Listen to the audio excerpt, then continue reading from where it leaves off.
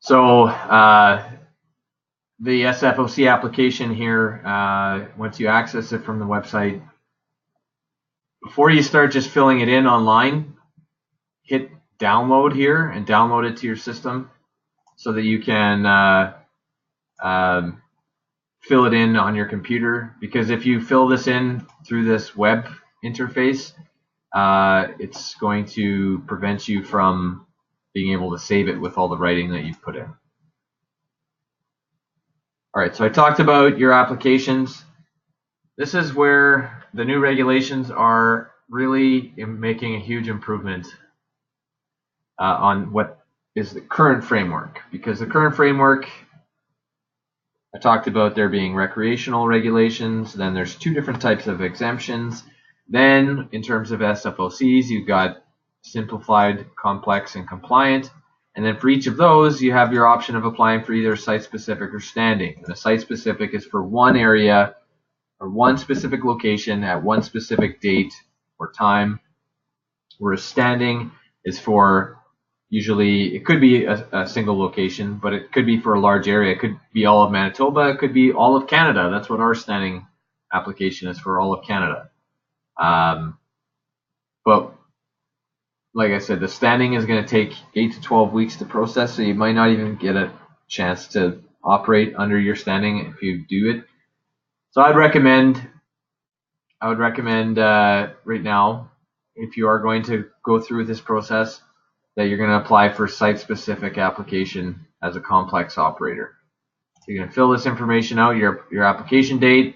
You're going to fill in the name, address, and company of the operator. So whether it's one single person or whether it's a person on behalf of a conservation district, for example, because I know we've got some conservation districts in here in this course, you would fill that person's name out, or whoever's the main contact for this. Canadian UAV operator. Even so, if you're living in Canada, you're considered a Canadian UAV operator. If you are a visitor, for example, just visiting for a few weeks, then you're foreign. Or for companies that are based in the United States, for example, or I know up around Yellowknife, there's quite a few Japanese companies that will come during the winter and they want to get video of the Northern Lights. But you can't just come to Canada and start flying. They'd have to go about getting a site-specific for a foreign UAV operator. And the big difference here is that a foreign UAV operator is going to have to prove that they've completed Canadian ground school, as well as they must have they must have their certification in their own country. Okay, moving on. For the applicants, this is all just fairly straightforward. The only thing in here that you need to really consider is notice that this doesn't say Canadian. This is a bad mistake that they have on this national form. This says Canadian, but you're going to fill that out only if you have your private pilot's license as an airplane pilot. If you don't have that, leave that blank. This is not your driver's license.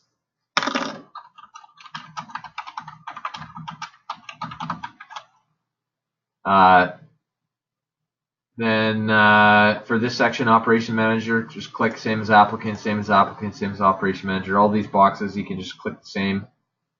Primary UAV pilot. Unless you have someone that's different, then I would just say click these boxes. Like for me, my company, I've trained now over 550 people across Canada, and basically anybody who's opted in to be a pilot for us, anybody we've trained can technically be a pilot for M3 Aerial. And if they were, doesn't matter if they're flying, this is just asking the primary pilot. So it's just one person. So you don't have to have everybody listed on here or anything like that. If you've got a bunch of people flying for your organization, who's the main person? If you're the applicant and you're gonna be the one flying it, then you're basically gonna say the same as, same as. This is the one field, the visual observer, that you actually have to have someone else's name, because you can't be the pilot and the visual observer under the current framework. Well, even under the future regulations, if you need a visual observer, i.e., if you're going to be doing like a photography type of operation, you will need a visual observer. If you are doing mapping, where you basically just plug in on your tablet where you want to fly, the coordinates around the area that you want to fly in, say, okay, well, here we are at this location, I want to fly. Literally, this is how simple the software is. You go in and you say plug, plug, plug, plug, and it automatically will create the flight lines based on the altitude that you want to fly at. So if you're flying at 400 feet, that's 120 meters.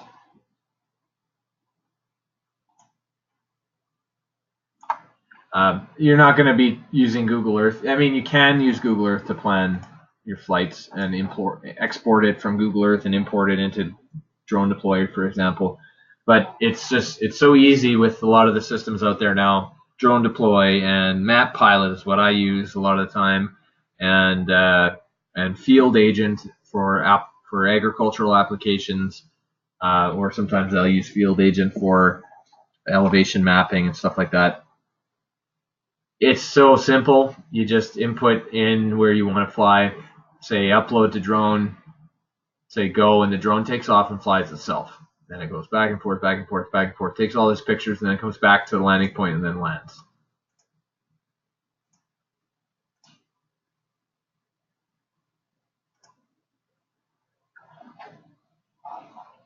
So then, so you need a different person for that. They don't have to have any special qualifications. However, whoever you use as your visual observer, even moving into the new regulatory framework, make them fill this out right here. Not showing up. There we go. Visual observers operation checklist. Open that up, and this document is something that your visual observer should fill out. And this is going to basically train them as best that they actually need to be trained on what they need to know to be a visual observer. So you could literally drive. The value of this is that if you're doing a job, say up in northern Saskatchewan, I'm just using a job that I did last year as an example. We drove 8.5 hours from Winnipeg to get to a location. Mapped it. I had 2 people with me, so we mapped the operation, and then we had to drive 8.5 hours back. It ended up taking an hour on site, or maybe an hour and a half on site. That's a lot of time. It's 17 hours that I paid for 2 people to be sitting in a car doing nothing productive as visual observers and ground crew. Whereas if I just said to the client, hey, can you meet me there? Just read this over, fill this form out. You're going to be the visual observer for me when we're on site, and this is what you need to do. You need to be able to scan the area. You need to be able to communicate with me effectively. You need to be able to watch for hazardous weather conditions. You need to know what we're going to do if there is a collision. I'll explain what the vertical and horizontal boundaries of the operation are and that sort of thing. This document I created last year, and Transport Canada loved it. I had an inspector from Transport Canada come to our ground school course, and when I showed this, they said, "Oh, that's great," because they didn't have anything before that. There's really nothing. Nobody was doing visual observer training other than internal company training, which would be like for some, maybe just as part of SOPs for a large company. But generally, there was nothing like this. So this is good. Have them sign this, fill it out, sign it, initial that they understand everything that they're supposed to be doing, and then sign it off. Save it as a PDF and include it with your application. If you are deciding to fill out an SFOC, you're going to include that as your primary visual observer's qualifications. That will satisfy that requirement. Here's another mistake on the form. You'll notice the system maintainer should include all visual observer qualifications. Come on, man. So this is a federal document, and they made two fairly large mistakes. They called us Candians, and they messed up the system maintainer information. Next thing you need to have, you have to have your drone already before you can even apply for your SFOC. So if you don't have your drone, don't even bother going about the SFOC application process yet, because you also have to have your liability insurance, and you can't get your liability insurance until you have your drone. So you're going to fill all this information out, manufacturer, DJI, Inspire 2, or Phantom 4 Professional, or Mavic, whatever. And then you're going to find the serial number on the aircraft. You're going to find the maximum takeoff weight online. Usually you can find it. Let's just search Phantom 4 specs. And then go to the DJI website. And then scroll down and go, here's the specs right here. So the thing with the Phantom and the Mavic and yeah, those especially, is that they're not meant to carry payload. And so they don't actually show you when you want to know what the maximum takeoff weight is. They don't actually tell you what the maximum takeoff weight is. They just tell you what the weight is. So it's 1,380 grams. Technically, the maximum takeoff weight is 3,600 grams because each motor can lift 800 grams. But that's fine. Transport Canada doesn't care. You're not... you can just put in the weight there. If you're adding, so let's say, for example, you wanted the Centera near-infrared single sensor added onto the back of the system, which you can find all the different kind of sensors to be added on. If you go to Centera's website and go to products and look at their sensors, they've got quad, which is too big, can't go on the smaller systems, but I believe the dual can. So you can have RGB and near infrared, or you can have RGB, or you can have near infrared and red edge, and combine that with your RGB camera. Or this one here is just a single band, so this could be just near infrared, and this is what I actually use on the back of our Phantom 4s. Yeah, they can do some pretty neat stuff. I'm not 100% sure though if that dual camera can be tied in with the Phantom 4. I have to double check, but I know the single sensor can be.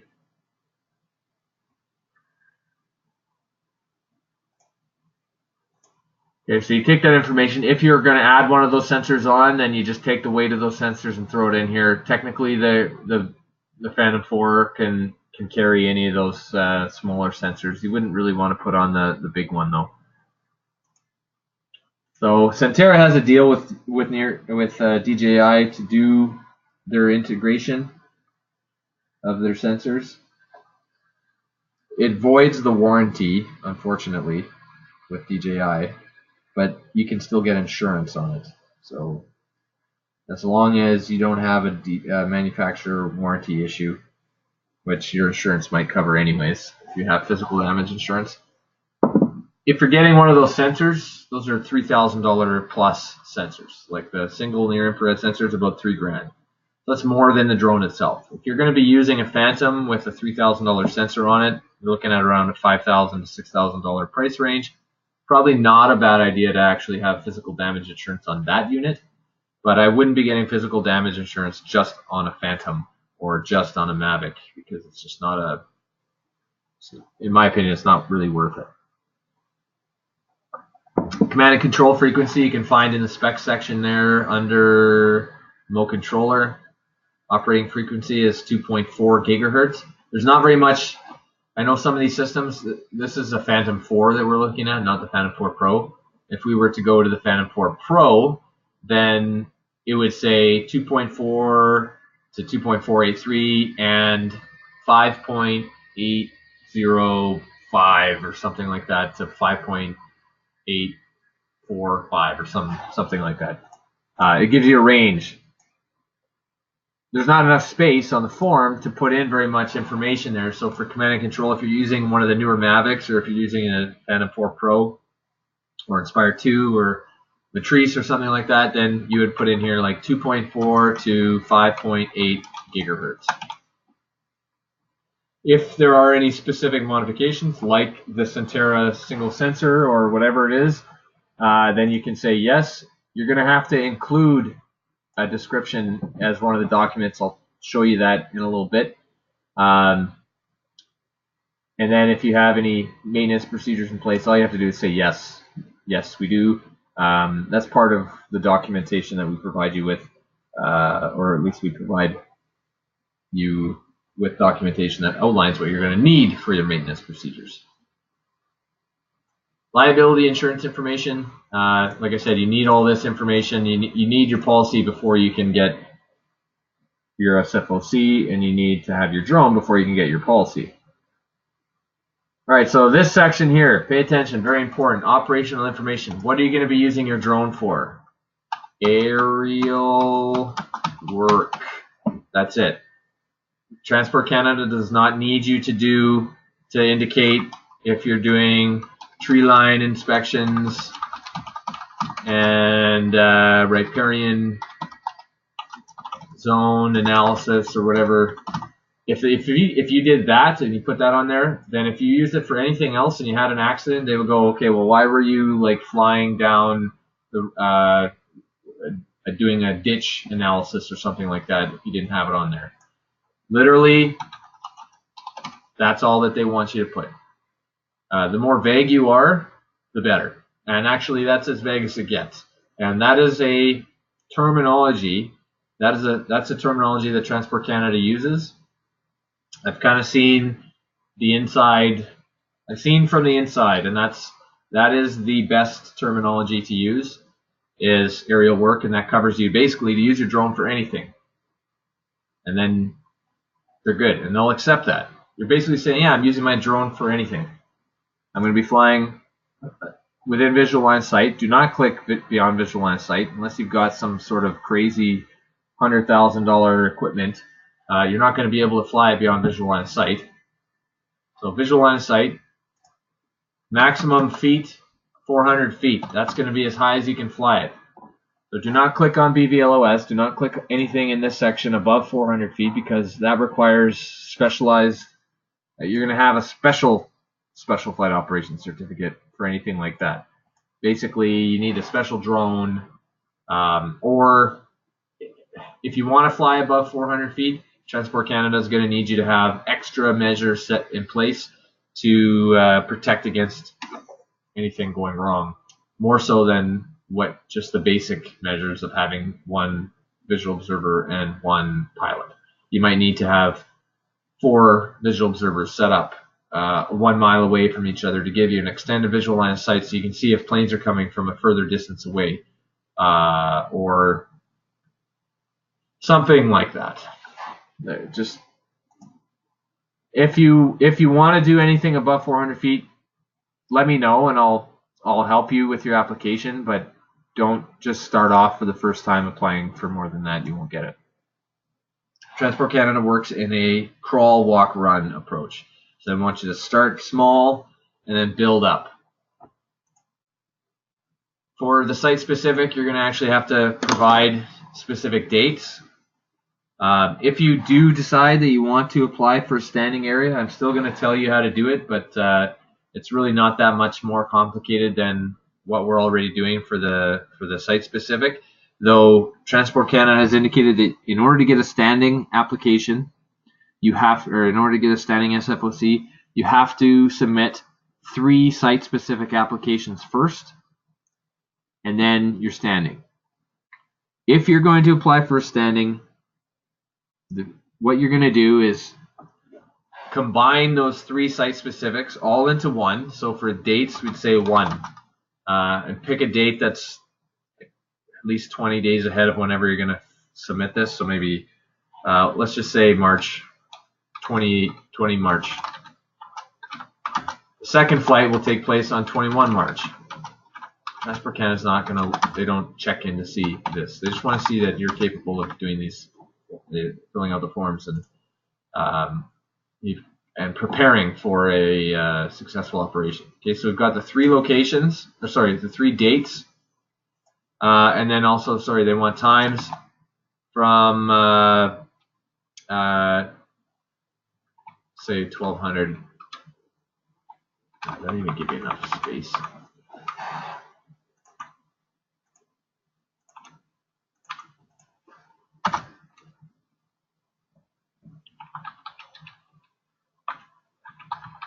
There.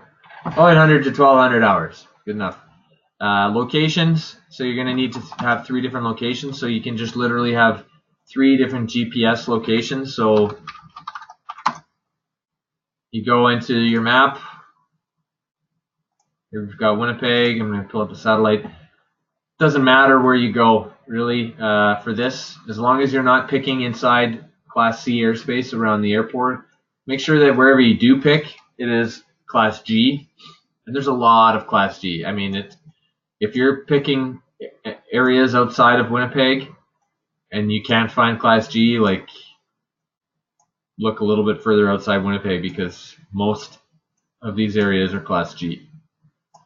And the way that you can identify whether it's Class G, and we'll talk about that in the airspace section of this.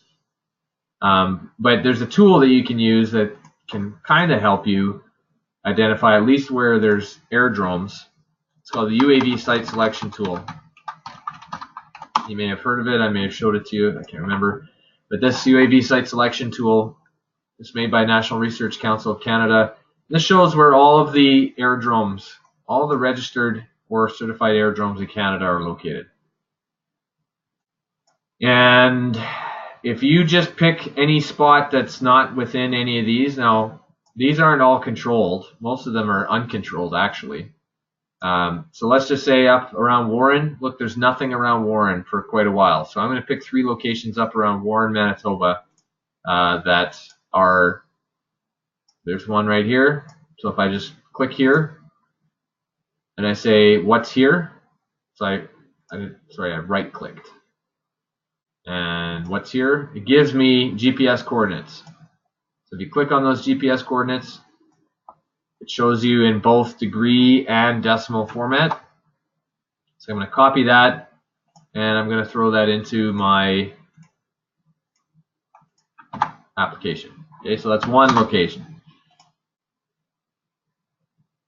Oops.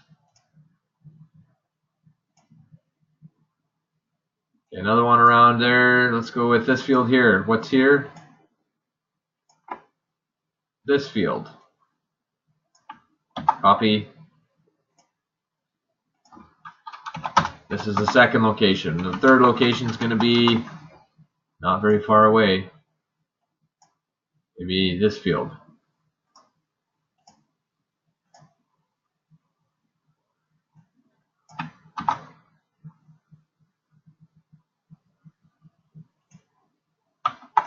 This is essentially to show Transport Canada that you're capable of identifying sections that are safe, that are not in controlled airspace. The one thing, though, is wherever you pick, you're going to have a site plan for that area. So it's beneficial if you can pick areas that you actually know the people. If you know some people that have some land that you can use as your demo flight areas. You don't actually have to do the flight, though. Transport Canada does not need you to actually do the flight. This is because, and the reason being, that if you pick these dates and then all of a sudden something comes up ahead of time where the job is canceled, they don't care. They're not going to go out. They're not going to inspect that you're doing this properly. That all has to do with the flight review, which will take place after June 1st, after the new regulations take effect. There is a flight review component. So we've got the 3 locations, the 3 dates, and the time. We're going to say, yeah, we have permission from the landowner, or no. And this doesn't. Just say yes. Especially if you know the people and you can just, because you're not actually going to, if you're not going to run the job, then you don't need their permission because you're not actually doing the job. It's kind of silly how all this works, and this has been explained to me by a Transport Canada inspector, who actually came to our class when we ran a course in September in Winnipeg, and kind of walked through the way to do this so that you can get approved as quickly as possible and just get it all through their system quickly and easily. So then you're going to say yes, coordination with the flight information if required. And they do want you to attach your site survey and plan of operation, which I'll show you shortly. This permission from the event organizer, not available. This is key for your site specific. You're going to click Class G airspace only. When you, or if you decide to also submit right after this, literally like minutes after you submit this application, you're going to submit your standing application. And the only difference between them, literally the only difference is, instead of your dates being multiple dates, you're going to say, this is now for the standing application. I'll just write this for standing. Dates is until June 1st, 2019. And then this section here, also for standing, is the location. You could say Manitoba, or you could say the Prairie Northern region. That's kind of pushing it. That's asking for a lot right off the bat. So if you want to get approved with minimal likelihood of getting it rejected, I would say the most you would ask for is like a province. Not to say that they wouldn't. I'm not an inspector, and it's kind of subjective once it goes up to the inspector level. Some inspectors will give it to you, some won't, based on how they're feeling that day. There's no standard, unfortunately, for how they decide to either grant or not grant you your SFOC. Basically, if they don't, then they don't just say, no, you can't get it, end of story. They'll say, no, this is why, now fill it out and correct it and come back to us.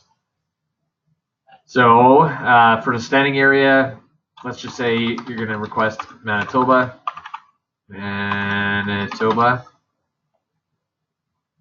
Now, for your standing area application, you can request D, E, F, and G airspace. This is for the standing, not for your site specific. So first, your site specific is just G. Next one, section 83, 84, and 85, you're just going to say attached, attached, attached. And you don't actually need to put anything in section 6. This is for a fancy application that if you want to fly above 400 feet or be on visual line of sight or something like that, then you're going to fill this information in. You're going to have a bunch of information in there. But for general standard operations like we're mostly running, just leave that blank.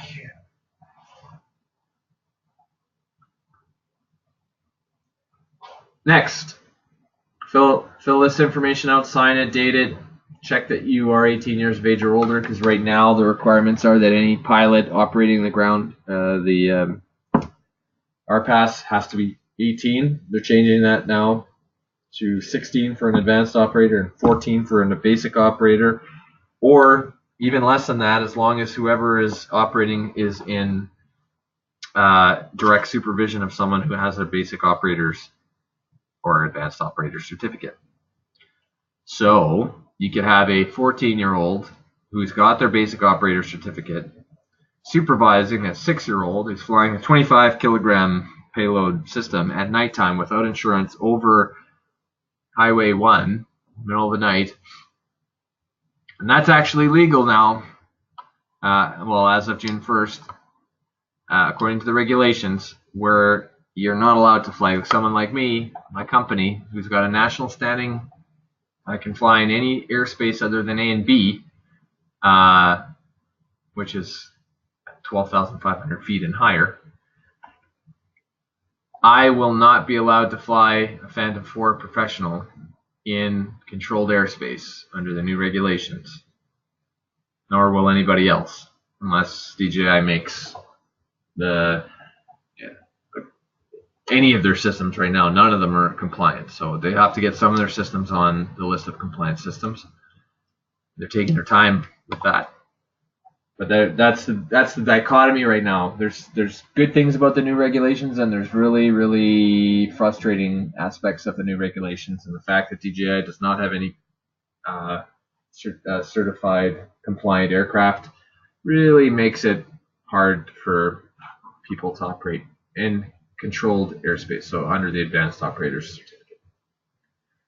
All right, so section 89. Notice it says here, anything that's starred has to be attached. Another way of looking at that, and your Transport Canada inspector will tell you, is that don't attach anything that's not starred. So you're only going to be starring the top 3 lines, or not starring, attaching. You don't need to submit anything else. The other stuff is all for compliant operators, which are kind of a class of their own, and you can look into what that all means if you scroll down. Like that's the end of the form. All this other stuff is just as supporting information. There's something in here that talks about whether you're a compliant operator or not. I'm not sure exactly where it is. It's in there somewhere.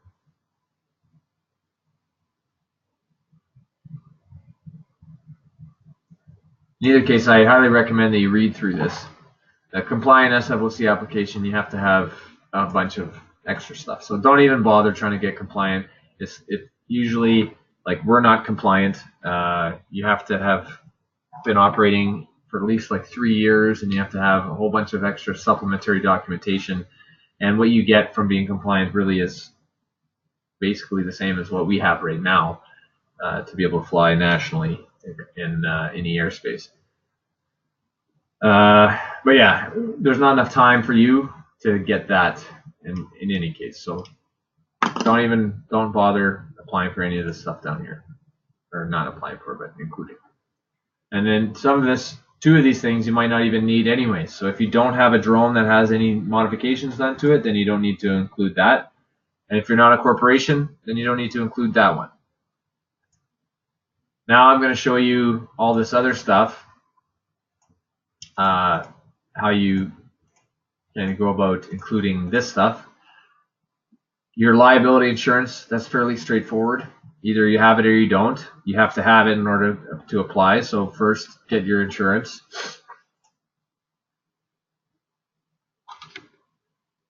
Next one, they want the visual observer qualifications. Okay, that's that document I showed you that is on our website. Make sure your visual observer signs off on that, and you can save that as a PDF and include that with your application.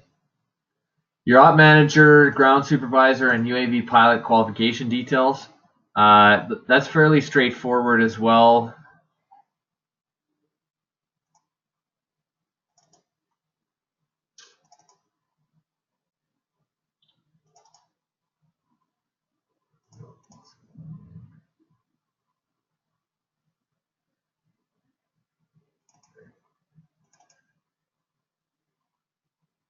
Here's an example. So ours is op manager, ground supervisor, and pilot qualifications all together. And this is an old one, but it's basically just a little biography that tells you, okay, where you did your ground school. I did mine through Hello Video Pros. You're glad that you're taking it through M3 Aerial. You want to include, if you've got any hours of practice on the system, throw that in there. Make sure you identify if you've got any other qualifications. I've just thrown in there that I've got military qualifications and I've that sort of stuff. And I'm a member of CARAC. If you have signed up, I remember in one of the last sessions I suggested that you email CARAC and ask to sign up for the Canadian Aviation Regulation Advisory Council. All it takes is a quick email. You can throw that on there.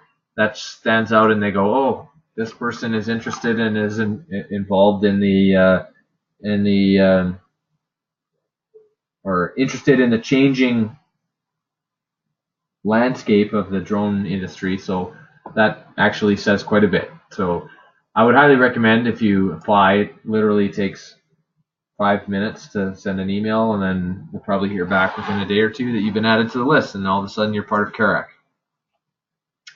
So that's all you're going to put on there for these three. That checks 3 of those boxes. That's your operation manager, ground supervisor, and pilot qualification details. Next one, security plan.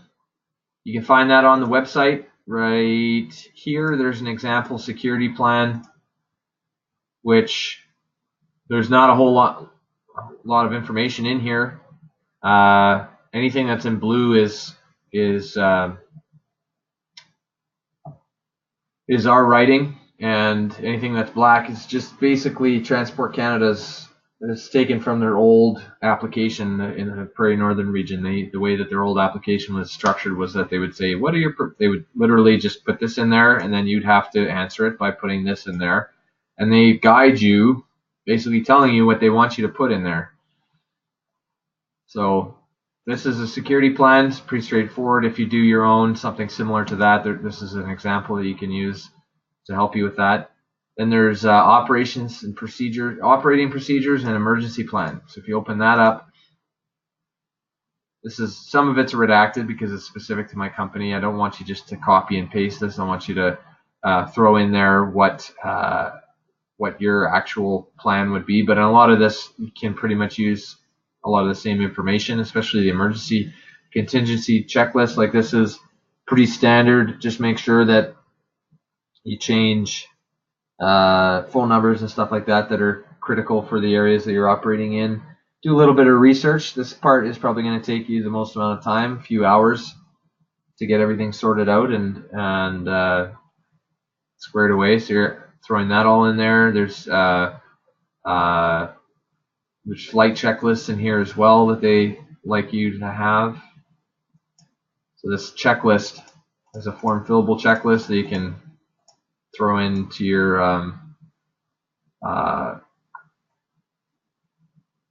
put it into your operations when you're out there. So that checks off the site survey. Sorry, no, that's not it. That checks off the operations plan and the maintenance procedures and the emergency plan. Then your specs and limitations, that would be that this, so if you can just take a screenshot of this information, screenshot all that and throw that into a document, save it as a PDF as your RPAS specs.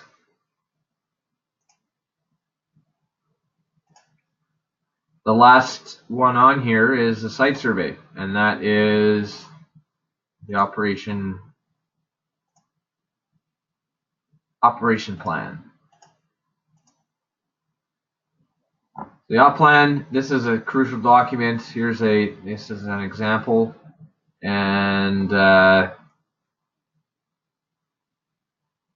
some of it's redacted on here, obviously. You make your own, but this is once you have this, like I said, this is a template. You've got this done up, you go in there, and it takes not very much time to change some information around.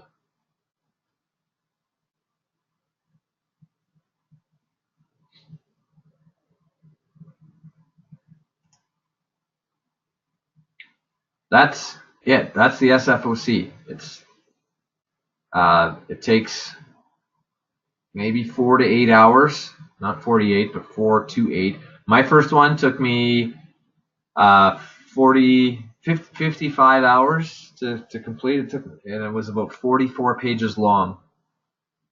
This one, now that we've got a bunch of the information, they've kind of changed how the application looks. Like, this is not brand new, but it's new as of it came out last year. And when they brought this form out, it really changed a lot. It made things a lot easier for us. There's a lot less writing, and there's guidance. So this is way better than it was, but they're actually getting rid of this. So moving forward, as of June 1st, you don't even need to apply for the SFOC. As of June 1st, you go to Government of Canada website. I think I've got this link on my website, and if not, you just search Transport Canada drone registration or something like that, and it'll bring you to a website, and basically, let's see here, home. Drone rules are changing, drone safety. You click on, this is the Transport Canada home site, click on drone safety, and then you want to getting your drone pilot certificate. If you want to do your basic, you have to write the, oops, there it is there, I passed it. Drone management portal. The drone management portal is where you get to this screen here. You have to create an account, input your information, sign it, continue. Then you can register your drones here. You can take an online exam here, and then you can apply for pilot certificate. So I've passed the shows here I passed the advanced operator exam. Oh, great! This is not something that's just added. Huh. So because we are a ground school, we have actually been waived. We don't have to do the flight review because we're giving the flight review. Right now there's nobody to do flight reviews on us. But moving forward, N3 Aerial is going to be a flight reviewer. And yeah, this is new. They've just finally got this piece in there. But when you do it, you'll have to schedule. Yours will look slightly different because I'm showing you from the flight reviewer side of things. You'll have to go through and apply, take an exam, choose your exam. You'll be able to choose either the small basic or the small advanced exam. And I've done these already, so I'm not going to click any further, but it's pretty straightforward. They're both $10. The advanced exam is quite difficult, like very difficult. It's got a very, very high failure rate, unfortunately. They've set the questions are ridiculous. When you're going through it, you will be very frustrated with the detail of some of the questions. Unfortunately, it's just the way it goes. I've got some people who have been pilots most of their lives, like more than half of their lifetime, 20 plus years that have been pilots, that have been flying, that have been instructors, that have been failing this advanced exam, getting 75, 76, 78% where you need an 80% to pass it. It's tough. It's tough. So you want to, like, I can't underline or underscore this anymore. Like, it has to, like, you have to be very, very cognizant of the difficulty of this when you're going through the online portion of our course. There's a lot of detail in the online section of our course. 25 hours is the minimum that it will probably take you. That's just kind of that's the average. Well, it's the average, but generally I would think that some of the times that we see people completing the course can be up to 48 hours that they've spent on it. It's hard to tell from our end because if you sign in and then you leave your computer on and you walk away, it's going to show that you've been signed in for this whole time. Whereas, yeah. So, anyways, average is around 25 hours total to go through the online content, and I highly recommend that you kind of go through it with a fine-tooth comb almost. And that will prepare you to write that advanced exam. So, before we move on, are there any questions? We're going to take a break, but are there any questions at this point with the SFOC before we take a break?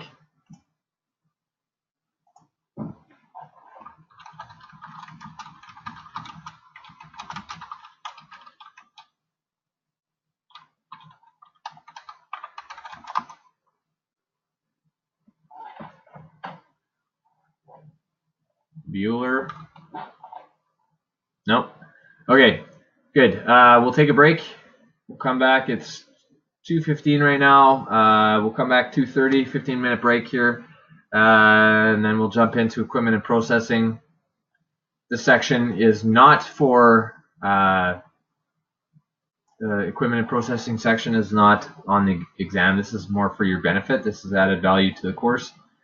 And then we'll jump into insurance.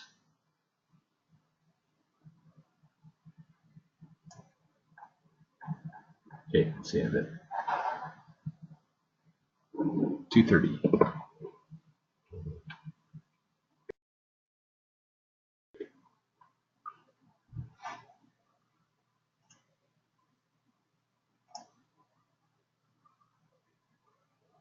Okay, so we're going to get going again here.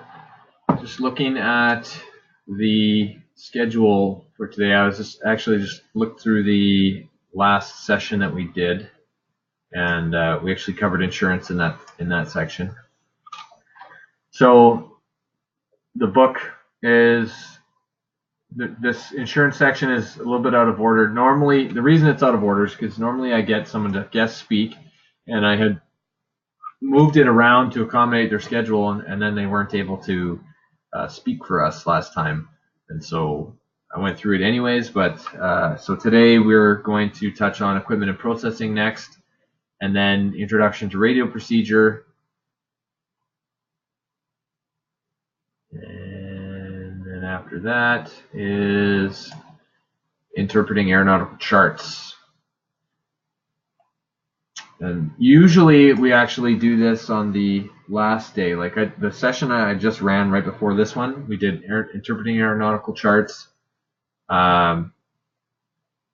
maintenance and record keeping and mission planning all on the same day. Usually it's like those three will take up about 4 hours between them.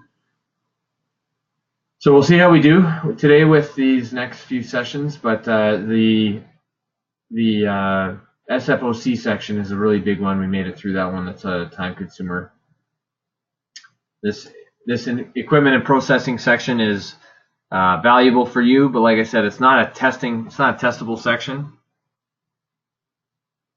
So you don't have to worry too much about like memorizing any of this. But if you're interested in getting involved with some of this stuff, we'll talk about some of the opportunities in the industry where there are opportunities.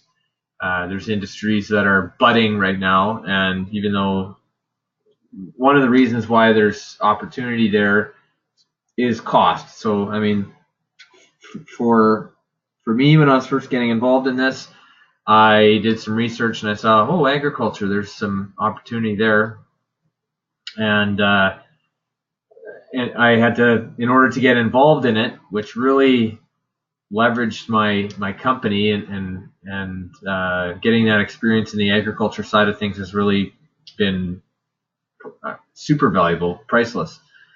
Just getting involved early and seeing the development that way. There's other industries, there's other sectors using different sensors. Thermal is a massive one. There's not that many companies that are using thermal.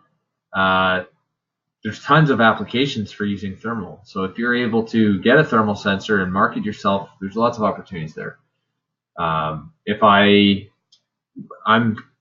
very focused right now on the training and education piece, and we are still involved in doing services, but not nearly as much. And so if I was 100% focused on the services side of things, I would definitely be getting involved in the thermal and looking at LiDAR or even hyperspectral. There's another sensor on there that I talked about it, I think, but I didn't include it in here, is corona imaging, which is using a sensor that gathers the ultraviolet wavelengths. Ultraviolet's indicative of, basically, you can see energy fields and how they're affected using ultraviolet light, shining ultraviolet light through it. So if you've got a sensor that's maybe flying around a substation, like a hydroelectric substation, or a big tower inspecting bipole 3, for example, and you've got a corona camera on there. Right now, a lot of companies are using those sorts of sensors on helicopters. They don't have them on drones yet.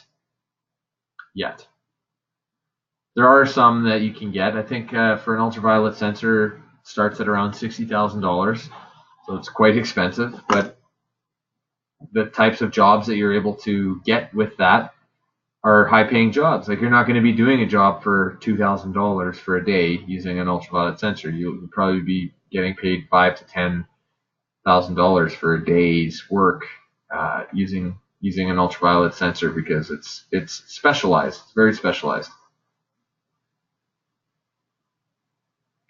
And I'm not blowing that out for nothing. Like, we've had days where we've made in the services side of things, we did a $7,000 day, a $5,500 day, $8,500 over 3 days. It's not unusual. Like, those are the prices that the industry can maintain for specialized operations. If you want to start getting into really basic types of just RGB types of photography, those are getting watered down. Those have, like, real estate, for example.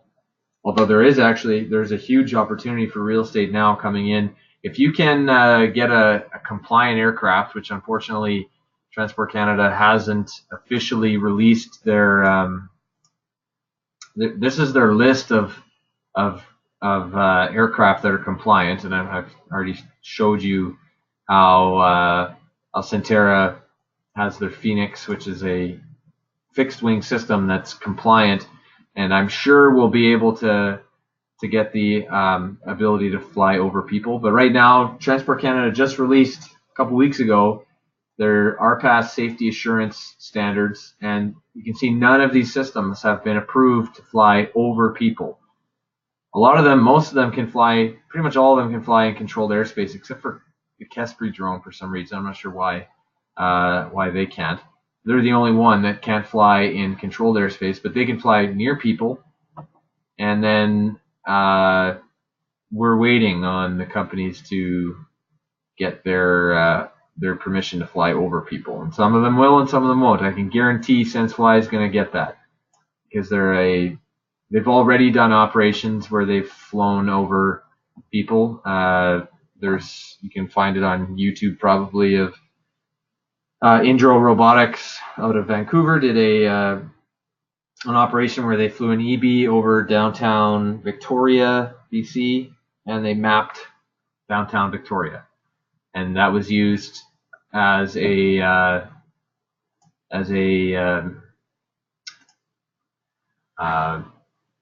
tool for helping their city first responder services be able to anticipate best routes and that sort of thing. I'm not sure exactly why they did it. I think it was partially just testing and getting approval from Transport Canada and doing something outside the box. And Indro is actually amazing at doing that sort of thing. Their CEO, his name is Philip Reese. He's actually going to be speaking at the Western Drone Show. He's going to be speaking about how their company has been kind of leading the way in beyond visual line of sight operations in Canada. There's only 4 companies that were approved to fly beyond visual line of sight to do testing for Transport Canada last year, and they were one of them. They got approved through Canada Post. Canada Post got approved, and they used Indro as their company to test. Sneaky. So like I said, Centerra, right now they can fly over people, but we don't know what kind of rotary systems are going to be able to fly over people. Dragonfly is one of the more notable systems, more proven systems in Canada that have been around for a long time and probably have the most proof of the ability to operate. They've got the most records and that sort of thing to say, yeah, we haven't had any accidents where we've hit any people or anything like that in 15 years. So they may be able to fly over people. But until we know what systems, I'm only sure that these fixed wings are probably, the foam fixed wings are going to be probably the first ones that are able to fly over people. So the reason why the Centera Phoenix, in my opinion, is such a clutch system is because they're half the price of Sensefly's EB. They're a little bit bigger than the EB, so they can handle a little bit more wind. They've got a bigger battery, and they can fly longer, and they're about half the price. So to me, there's win-win-win. I'm just not sure why Sensefly has priced their EB so expensive, but that's just what they haven't had much competition over the years, and so that they've $40,000 for an EB plus, or the new EBX is a $40,000 investment, and the EB plus is around $25,000. The Phoenix is around, when you get it fully decked out with RTK and everything, is around $20,000. So they'll actually also be speaking at the Western Drone Show. Zach Frappier from Centera is going to be speaking about their system, and I'll be buying one of their Phoenix to be able to do mapping of for municipalities, mapping like small towns and that sort of thing. I think it's going to be quite a novel application of drones for drainage. So what we're doing, we are doing remote sensing. There's sensors on these aircraft that are operating remotely. Some remote scientists may balk at the fact that people who haven't gone through advanced schooling in this field are actually doing remote sensing. Technically we are, but we're just not, probably a lot of us are not able to actually to analyze the data in depth. So we rely on software that is able to do that for us, or to a certain degree anyways. If you're using an RGB camera, you're only gathering light in the visible light spectrum. If we're using a multispectral camera, you might be gathering visible light plus red edge, which is going to be kind of in this area right next to red. Pretty self-explanatory. And then near infrared is going to be between red edge and infrared. So it's not quite infrared. It's not thermal infrared. It's near infrared. That's what gives us plant health information. And then infrared is thermal, and that is used, there's a lot of applications for that. We don't really see microwaves. Radio waves, not so much either.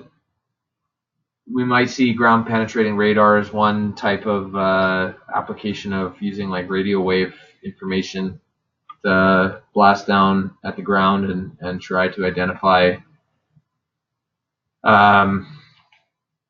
what might be present underneath the ground, GPR.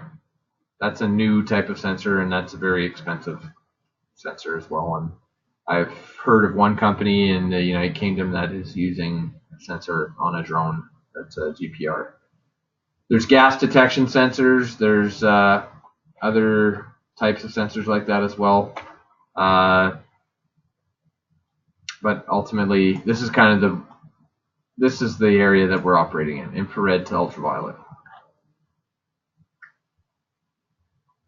So there's a whole bunch of, like, I'm not going to go through this. You can look at this on your own time to kind of look at the different applications of these different tools in different environments, their advantages and their disadvantages.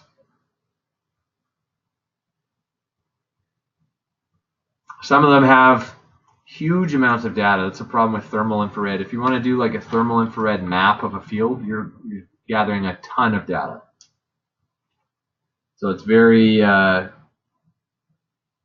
very complex. and difficult to deal with. You need a very high-powered computer to be able to process it. LiDAR is usually very expensive. You can get it for cheaper. There's a LiDAR system called Velodyne. They're kind of a leader in the industry. That they're working on ground-based LiDAR systems, so that for exactly what you see here, smart cars, they're self-driving cars that can navigate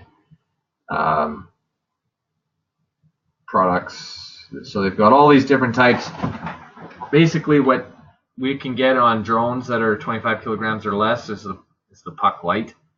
It's a very small system that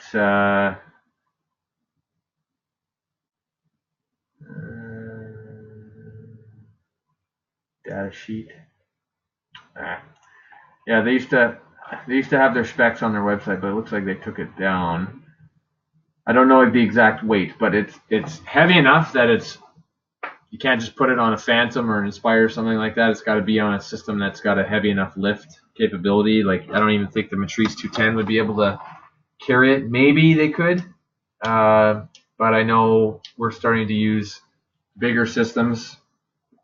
We were testing out just a few days ago. We were testing out the Sunward Thunderbolt, which is a new system. I don't even know if it'll show up on here. Yeah, that's the Thunderbolt. This is a massive system that we were operating out.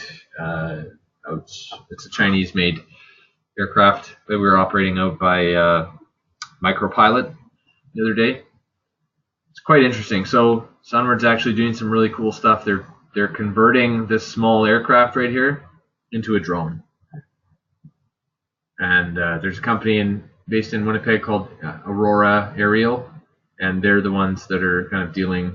They're at the forefront dealing with Sunward on this system, and their goal is to be able to have basically a plane that flies autonomously that can be used to map extremely large areas and carry cargo and that sort of thing, very, very long distances. So that's a very exciting development in the industry. There's a system.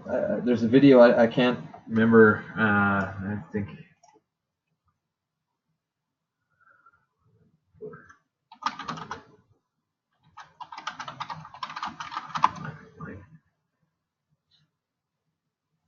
So there's a video here.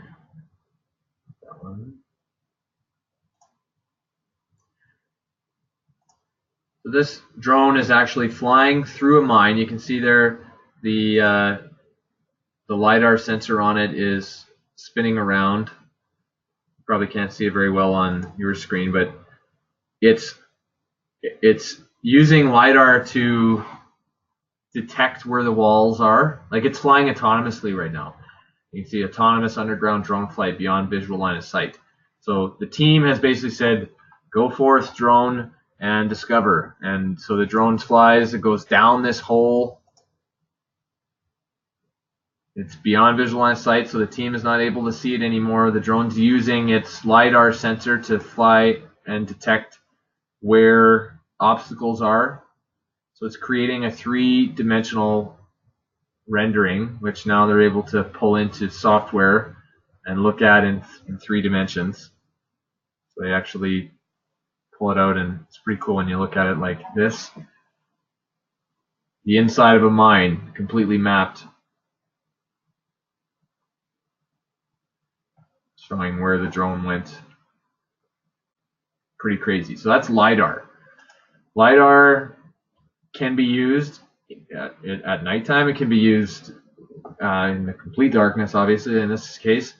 It cannot be used in areas where there's lots of water and moisture, because the light will hit the water and it refracts off in many directions, and it doesn't necessarily go back to the source.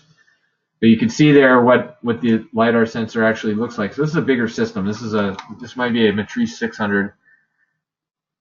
but the payload is probably a few kilograms. So you need to have a heavy lift system that can actually carry it.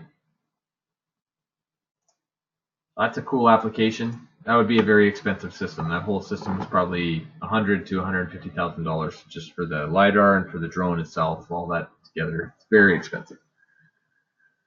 Multispectral, hyperspectral. I talked about this previously, and you can use multispectral in agriculture. You can use it in forestry, conservation. We did shoreline assessments using a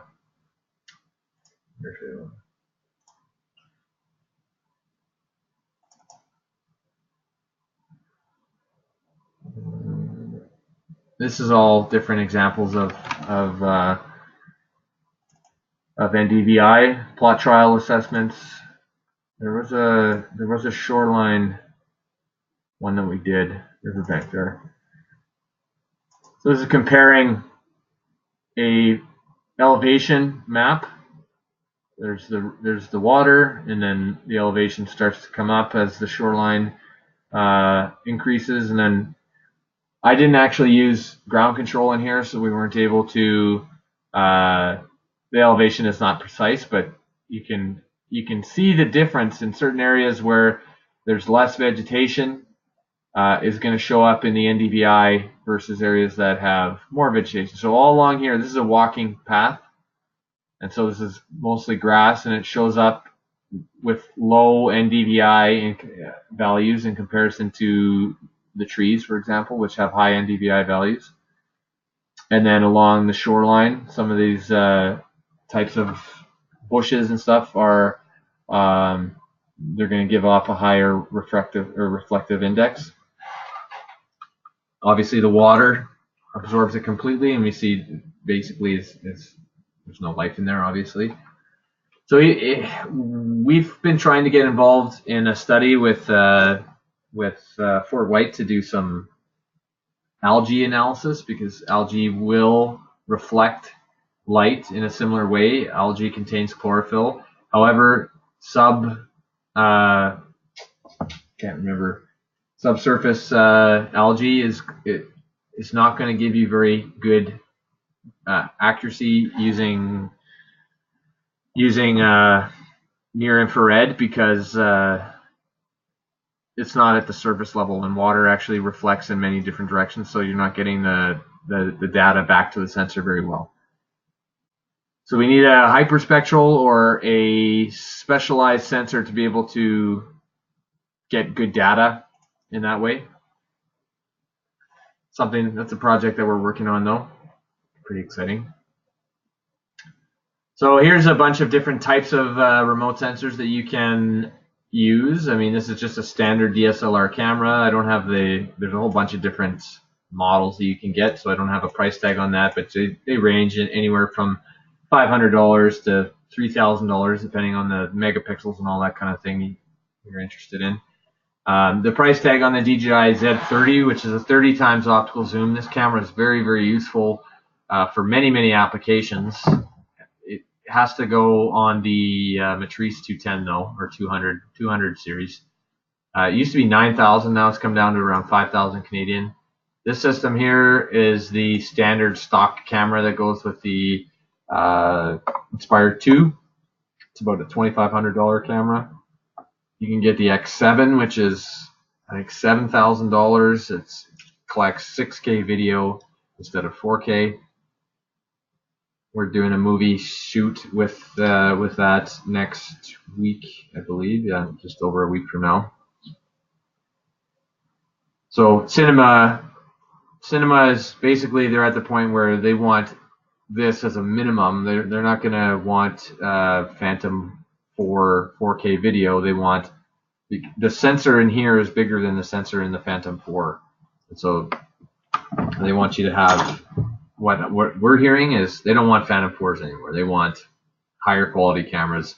Even this one is not good enough. So this is the X5S. They want the X7, which is gathering 6K video at a very high cinema DNG quality. It's crazy. gigabytes per second of data. It's got a 512 gigabyte hard drive in the drone. Then this one here, this is the MicroSense Ultim. This just came out in November. This system is awesome. It's a multispectral, so it's got red, green, blue, red edge, and near infrared, as well as thermal. So you can see here the difference between thermal. This is just a thermal sensor that you can have set up on the Matrice 210. I think you can also get it for the Inspire 2, but it's just thermal. This one here is thermal and multispectral. And so for around the same price tag, somewhere in between, this one here is a good option for companies that are getting involved in agricultural imaging.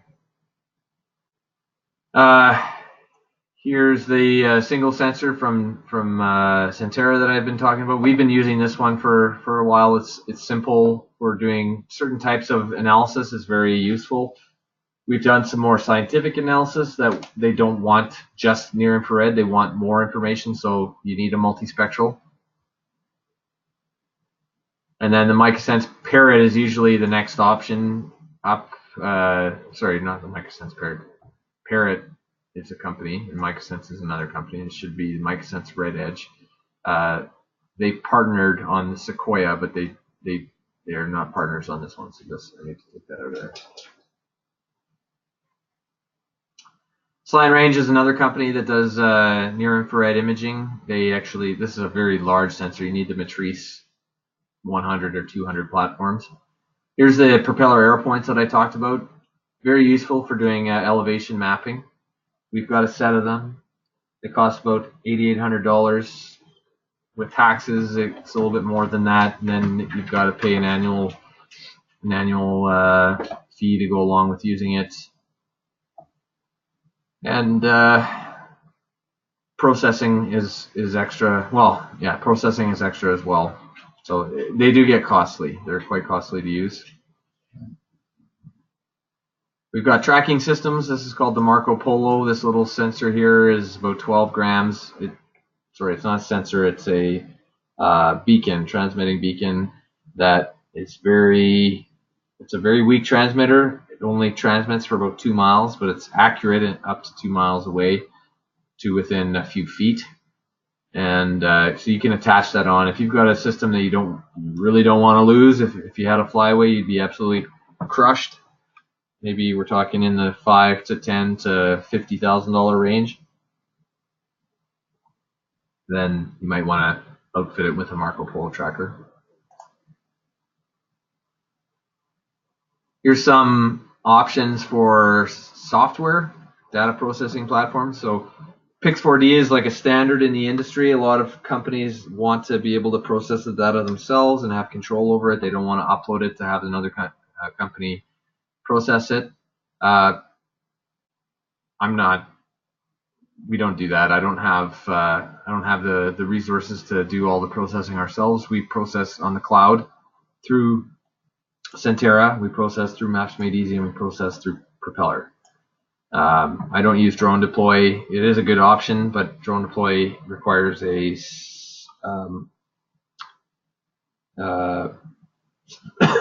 sorry. It requires a subscription, and so does Botlink. Pix4D, you can buy it and you own it, but it's very, very expensive. You can pay by the month to be, and they're PC based, but they also have cloud based processing as well. And Pix4D, like I said, they're kind of the standard in the industry for processing. However, I don't use them.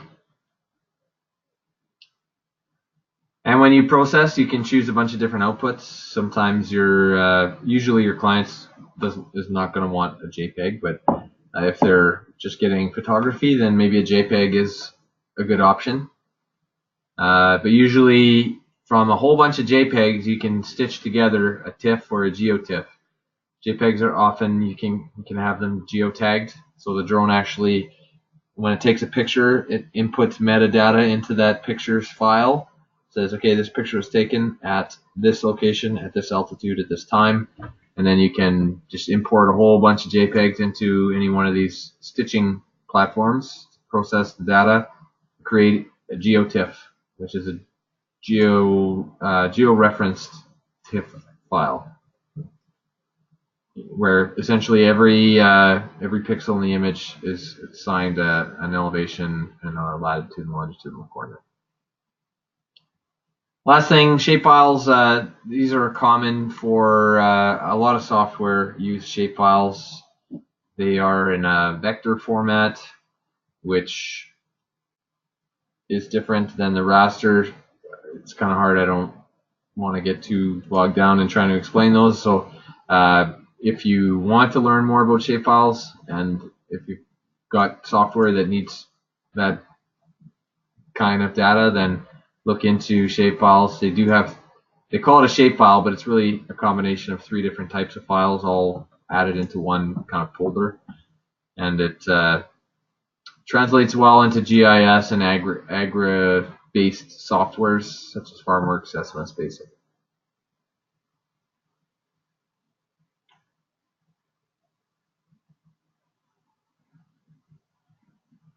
So we're going to skip that section. We're not going to go through all the questions for the equipment. We've completed Introduction to Insurance.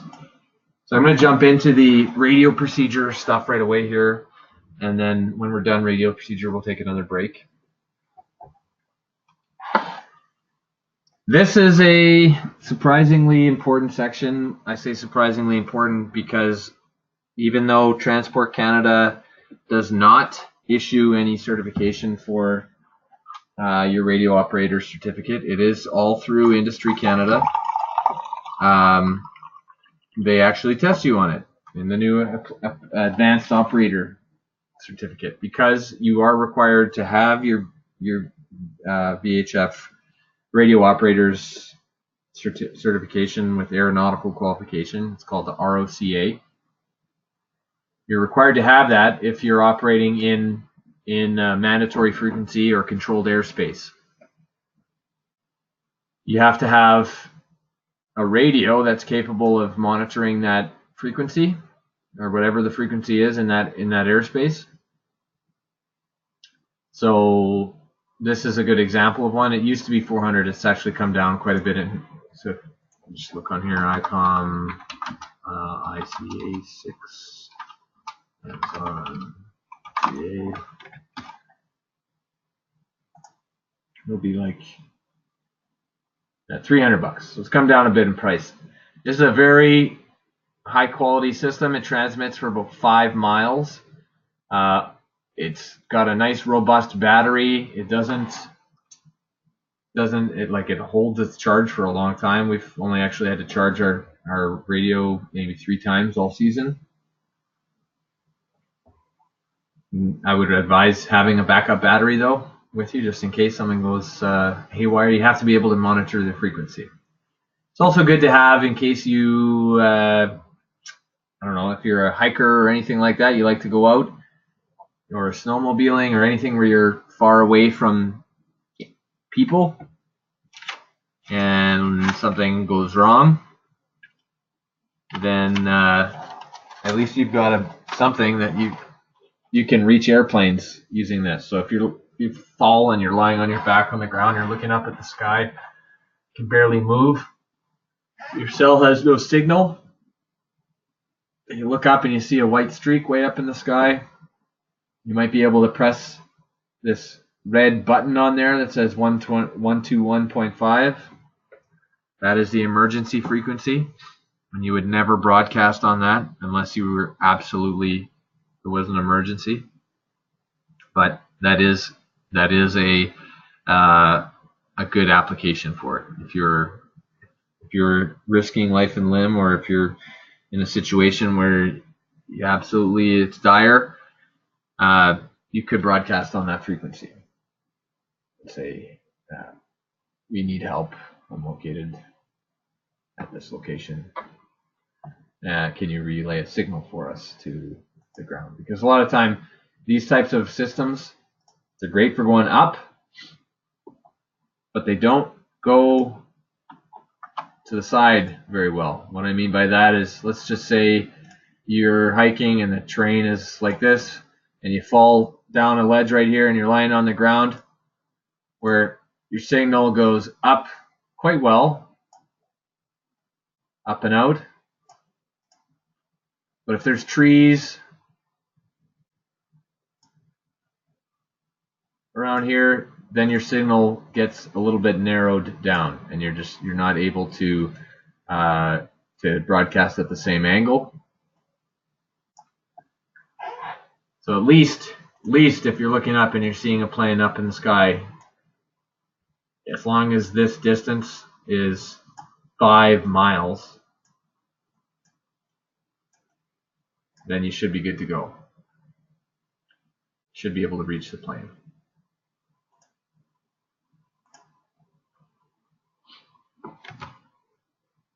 Okay, so in order to operate, like I said, in order to operate in advanced airspace as an advanced operator, you have to pass this exam. In order to pass this exam, you have to know a bunch of stuff, which you can find in member site. In the members area, you can find the study guide right here for the restricted operator certificate. So if we open that up, this document is only about 28 pages long or 29 pages long. It's 30 pages. And there's some stuff in here that's not really even applicable. So you don't have to worry about. So there's really, you could read through this document in about an hour. There's some certain things in here that you need to understand. False distress signals, don't do that, because you would be in a lot of trouble. No person shall knowingly send, transmit, or cause to be sent or transmitted any false or fraudulent distress signal, message, call, or radiogram of any kind. Penalties for this offense on summary conviction, the case of an individual, can include a fine not exceeding $5,000 or imprisonment for a term not exceeding 1 year. Or for a corporation, $25,000. So that's, like, you need to know these sorts of things. So you read through this document before you go in and you write your exam, and you will be good to go. There's really not a ton in there, and the exam is really not all that difficult. It took me about, I think it took me 12 minutes to write my ROCA exam. Could take anywhere from 15 minutes to an hour. I think you have an hour to get to write it. Might be 30 questions or 40 questions. But they're usually fairly simple, and after you've gone through this section of this course, plus you've read through the online study guide, which is essentially what I've done here in this section is basically just filtered out that online study guide and written it down in a different way in here. So this is not everything you need to know. So once we go through this, read through the online study guide, and you should be good to go to write it. So you're going to need to understand the regulations, and there's a bunch of regulations that are included in there. I'm not going to go through that with you, but you can read through those separately. Priorities of communication.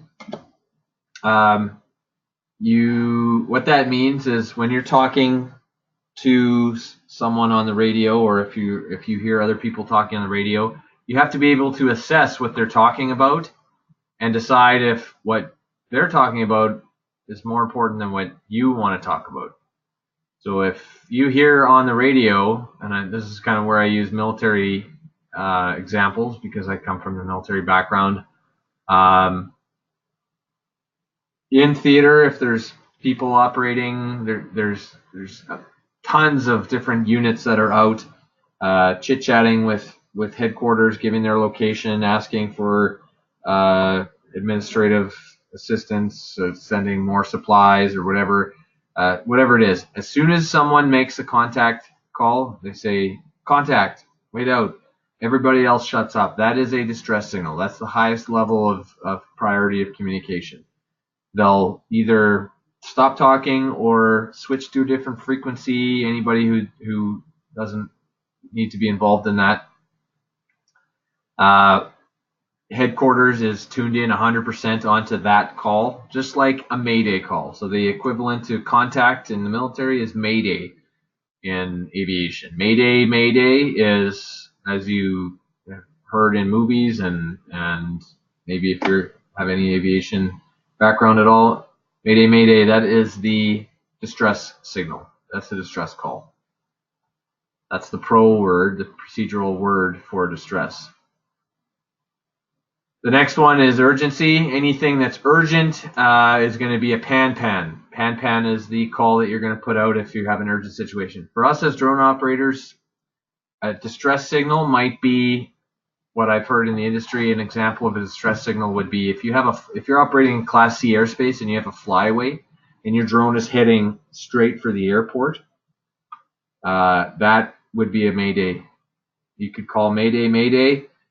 Your first call is probably going to be to the tower. Actually, you're not going to get on the radio. If there is a tower, which there probably would be if you're in a controlled area, you're going to call the tower up on the radio or on the telephone and say, we're having a flyaway. The drone is heading at 400 feet altitude. It's heading directly for the aerodrome coming from the southwest. And then they'll put out a call to all of the pilots in the area to stay away from the airspace until the drone has been identified. That is probably the most likely case where a distress situation might come about. So an urgent situation might be very similar. If you have a flyaway, but your drone is not heading towards the airport. Maybe you have a flyaway and the drone is going away from the airport, but you're still in the airspace, and you still need to alert the users. Maybe in this case you're in uncontrolled airspace, but you have a flyaway and the drone is heading towards controlled airspace. That might be an example of a time when you might use it. Ultimately, Transport Canada does not want us using the radio. They say drone pilots should not be using the radio. There are, however, some situations where you would want to use the radio, where if you don't have cell service and you had a flyaway, you might get on the radio. If you are trying to reach a plane that's operating in an area specifically and you can't go through any other means of contacting them through a tower, communicating with a tower or anything like that, then you might want to reach them through the radio. But those are essentially the top two, Mayday and Pan-Pan. These other ones, what you want to do before you go and write this exam is know the top five specifically. The order: distress, urgency, radio direction finding, flight safety, meteorological inquiries. It's beneficial to know all of them, but you'll likely see questions that are going to say, what is the order of priorities, or which of the following is correct in terms of order of priorities of communication? And it'll be a multiple choice question, A, B, C, or D. And A, it'll be something like distress, radio direction finding, meteorological inquiries, flight safety. And then B would be urgency, distress, radio direction finding. So like scrambling the order. So you need to be able to just identify the one that's going to be in the right order. Privacy of communication. What happens in Vegas stays in Vegas. What happens on the radio stays on the radio. If you're operating and we're monitoring the radio all the time. Yeah, pretty much all of our operations, no matter where we are, whether we're in controlled airspace or Class G airspace, we're always monitoring the radio. Radio's on, and we're listening to the frequency that is the frequency that's going to be used in that area, and we basically, if we hear something, let's say, for example, Air Canada, we hear is rerouted back to Winnipeg because there's they're out of fuel. They ran out of fuel or something. You can't go to the news and say, hey, guess what I heard? I heard on the radio that Air Canada had an issue today where they one of their planes completely ran out of fuel and they barely landed at Winnipeg Airport.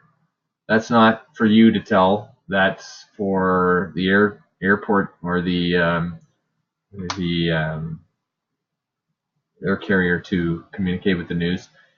What is being communicated on the radio is between that aircraft and the tower, not anybody else. Even though everyone can hear it, it's a private conversation between these two entities. Same thing with you. When you're talking on the radio, it's between you and one other or someone else. It's not for everybody to hear. Control of communications has to do with basically you're not saying bye to your boss. Ultimately, it's who has control of the conversation. So on the ground, we have the control station, which might be the tower. Okay, they're the ones in charge. They've got their antenna, and you may see there's airplanes in the air. Okay, this is airplane A and this is airplane B.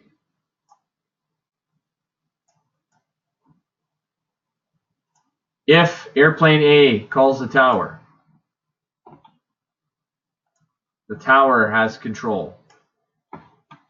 If airplane B, or say the tower calls airplane B, the tower has control. The tower always has control.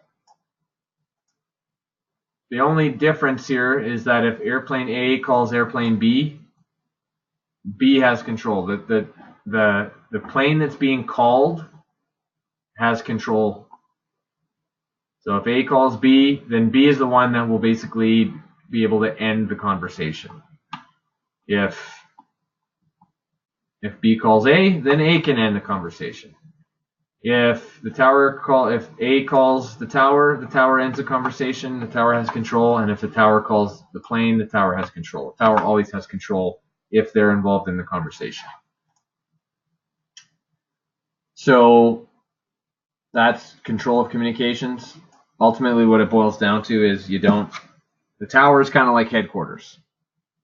Another military example, I'm not going to tell my boss, I don't have a boss anymore, but if I was in the military still, I would never tell my boss out.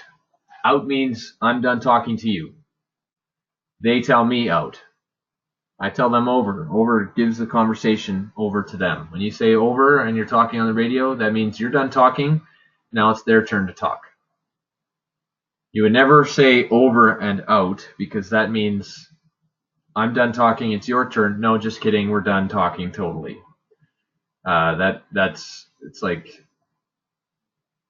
It's redundant.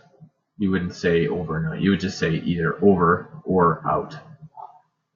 Superfluous communications is anything that doesn't need to be said on the radio should not be said on the radio.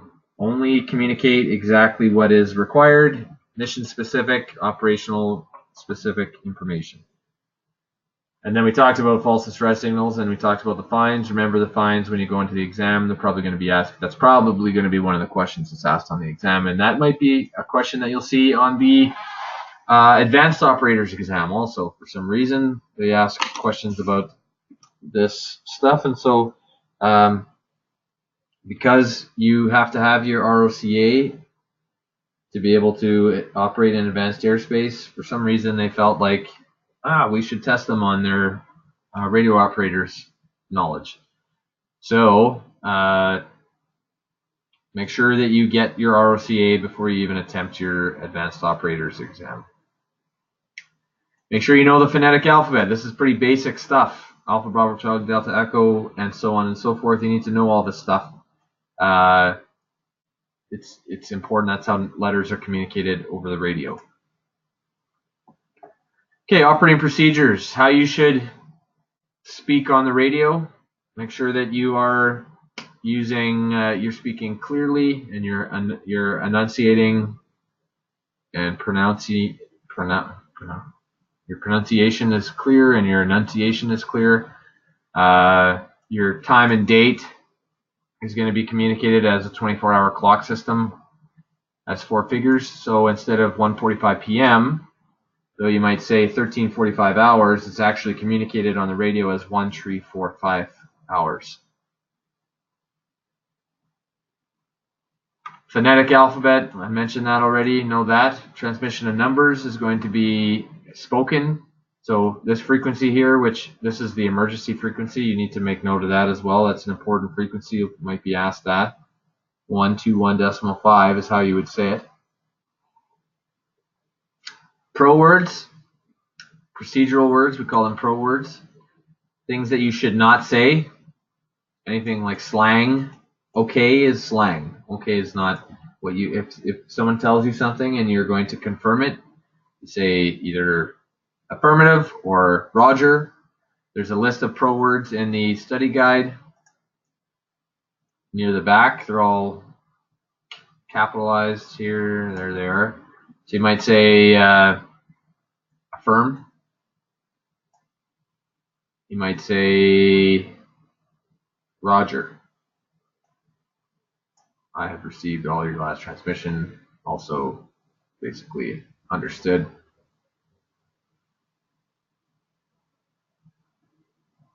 So there's not very many of these pro words. Read through this section. You may be asked, your exam is probably going to ask you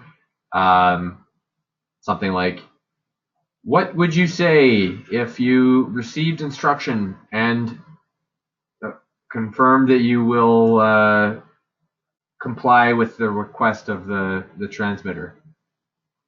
And then they might have some options there for you. Wilco. Wilco stands for will comply. Will comply. I think there was a movie called Roger Wilco. It's like, yes, understood. I will.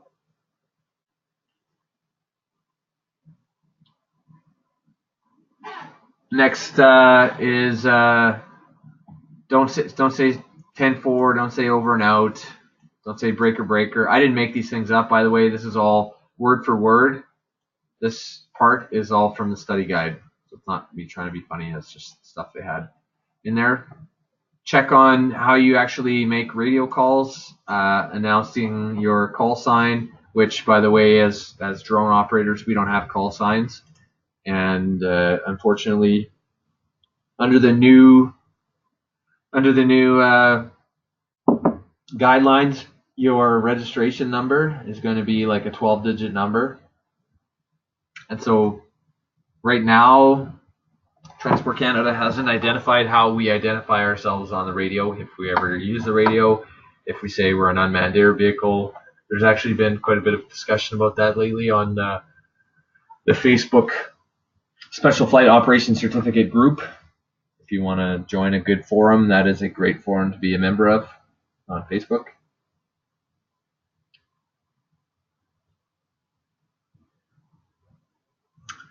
Standards of good practice. Make sure before you use the radio that you listen. There's two different types of communication spectrums, I guess, that you can identify if you're hearing someone. So there might be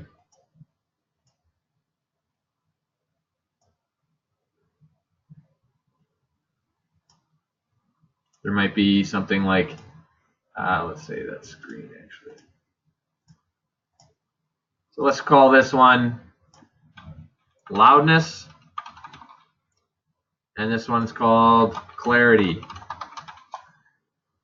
So when you hear someone on the radio, you can either hear them loud and clear, you can hear them weak, is the opposite of loud. So loud's at the top. Loud or weak. We have clear, distorted, and actually below distorted is even worse. At the very bottom is unreadable. So you can be loud and unreadable, which would basically be distorted. So you'd say loud and distorted, or loud and unreadable, weak and clear, loud and clear, weak and distorted. That's just the variations of the radio spectrum. So the reason I tie that in here is if you're listening, turn up the volume, because there might be a transmission going on there that's weak. You can barely hear it. Not all the transmissions are the same loudness, same volume. You can hear, sometimes you can barely hear transmissions. And if you try and press the PTT button, the push to talk button, and there's someone talking on the radio already, it's not going to go through. So listen before you press the button. Think before you say anything. A lot of people, when they get on the radio for the first time, or even after a long time of not using the radio, they forget how to use it. And yeah, so when I was involved in the military doing training, I was a course officer on 3 basic training courses, and listening to new recruits who have been subjected to 2.5 or 3 days worth of radio procedure training, and then go in for their tests. To listen to them try and talk on the radio, they get nervous, they forget what they're supposed to say, they'll push the talk button, click, and they just don't say anything. They don't know what to say, and then they let go of the button. Then they fail, and they'll have to do it again. It's really not that difficult, but make sure you think about what you're going to say. Read through that booklet. So for example, a radio check would be like something like all stations, all stations, all stations. This is UAV operation or unmanned air vehicle operating at 400 feet above ground level, 2 miles northwest of Carmen Airport. Radio check, radio check, radio check, over. If you're doing something like that, you probably wouldn't be doing a radio check. That's just an example. Radio checks are common in the military, but probably not so much for us. We just don't want you wouldn't really want to tie up the air using just for a radio check. So then after pressing the button, pause for a moment, just a second before you start talking, because otherwise you're going to cut yourself off. When you're done talking, also pause so that you don't cut yourself off again. Keep it brief as possible. Don't fill up the airwaves with anything that's not necessary. There's a phraseology booklet. So once again, in our online section here, we have the VFR phraseology guide. So this guide is quite in depth. There's a bunch of information in here that goes over a lot of lingo. Radio check. There we go. Readability is what I was talking about earlier. Unreadable, readable. These are how you're gonna communicate on the radio. There's examples of how you're gonna communicate.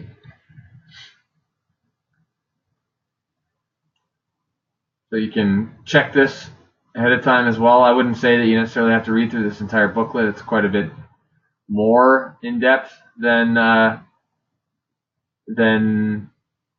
the study guide, but there's really good information in here to help you before you go and write your advanced operator and before you write your ROCA.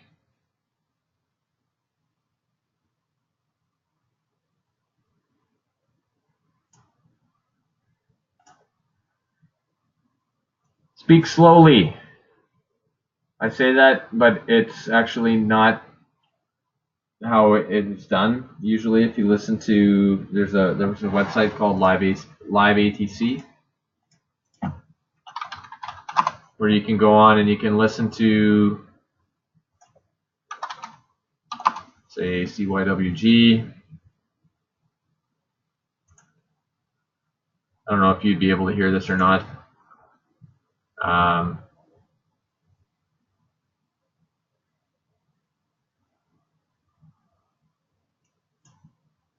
Yeah, no, you can hear it. Anyways, you can go on there and you can listen to what the tower is saying, and it's pretty interesting, but you can see how quickly they talk.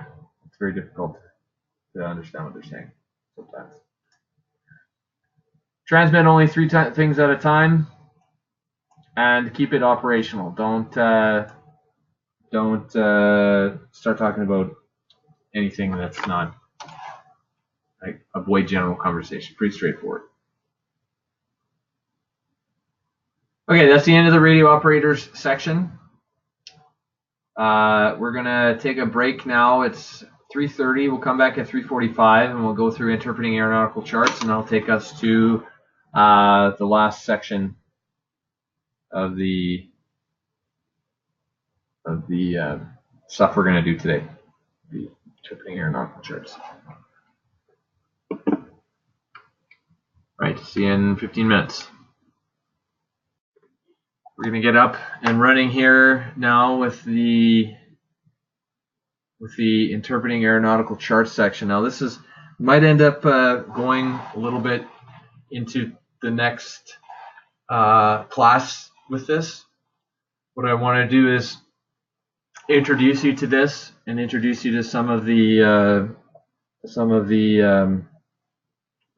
resources out there, and then show you some of, like, for example, I'm stuttering here. I'll show you some of the stuff that we look at. Flight plan is one.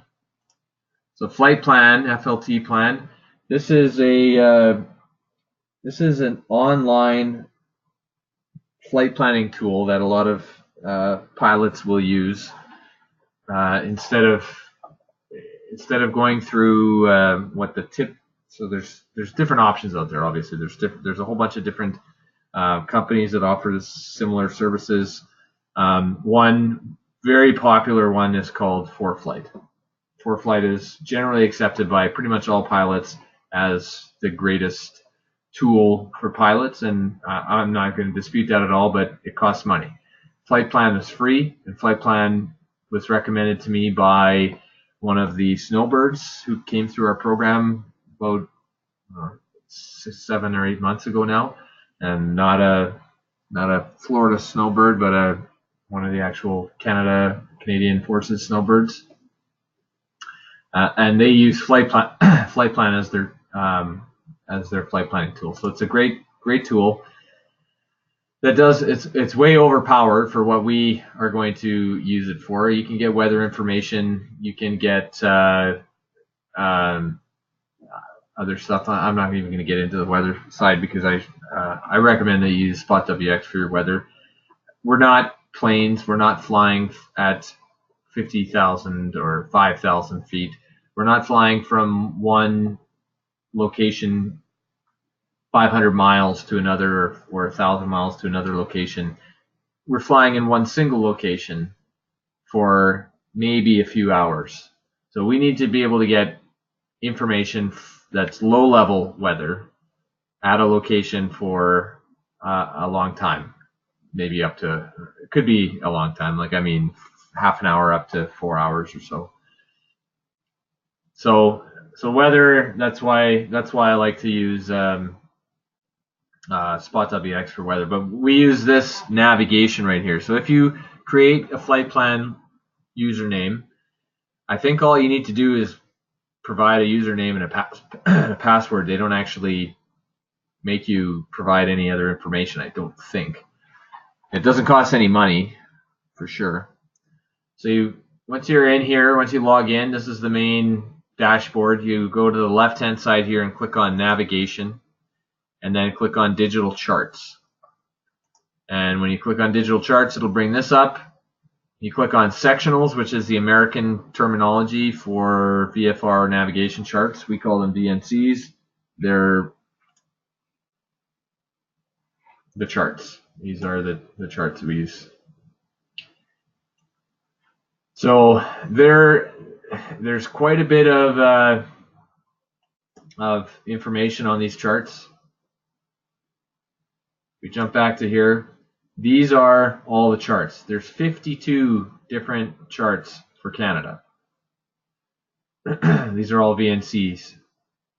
And VNC, the V in VNC stands for VFR, so that's not confusing. It's VFR navigation charts. That's what VNC stands for. There's 52 of them. You should have, for whatever organization you're operating in, you should have hard copies of the VNCs, though you should also consult flight plan.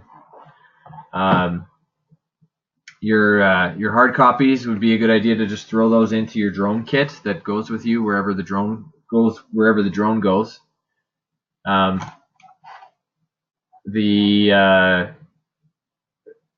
The online version is a tool that you should use or can use to flight plan, as the name shows, the name would imply. But it's not something you can just like take a screenshot of and then take with you, print it out and take with you and say that meets the requirements. You have to have chart with you. You have to have something like this. The VNC has to be with you. And your Canada Flight Supplement is a big book that is about, well, let's see here, it's right in front of me. I've got, doesn't say exactly how many pages are in it because it's broken into a whole bunch of different sections,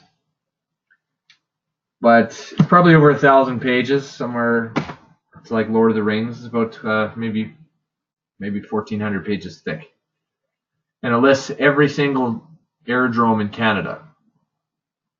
So what it's showing, essentially, is if we go back to this UAV site selection tool by the National Research Council, which, by the way, they are in the process of updating, and so this is a very crude, older version of it. The newer one's going to be much better, apparently. This shows all of the, and this is out of date, by the way, so I'll preface it by saying it's out of date. This shows all of the aerodromes in Canada. Aerodromes and heliports. It's not super accurate. I can see already that it's only showing one heliport in Winnipeg, where we have another heliport at the Health Science Center as well, and I believe the St. Boniface Hospital has one as well. And you can actually see on the chart, it shows the Health Science Centers right there. It doesn't show St. Boniface, so maybe I'm mistaken, but according to the chart here, there is one at the Health Science Center. It shows, the chart here shows types of airspace. It shows a whole bunch of information. These are all power lines. So if we're doing operations and these are major power lines that are going through certain areas. It shows train lines. This thicker line is an airspace line. It shows major routes, Highway 2, Highway 3. It shows aerodromes. It shows the types of training that's taking place around these aerodromes. So this symbol here represents an ultralight aircraft training. There's another symbol over here. There it is, which is the glider training.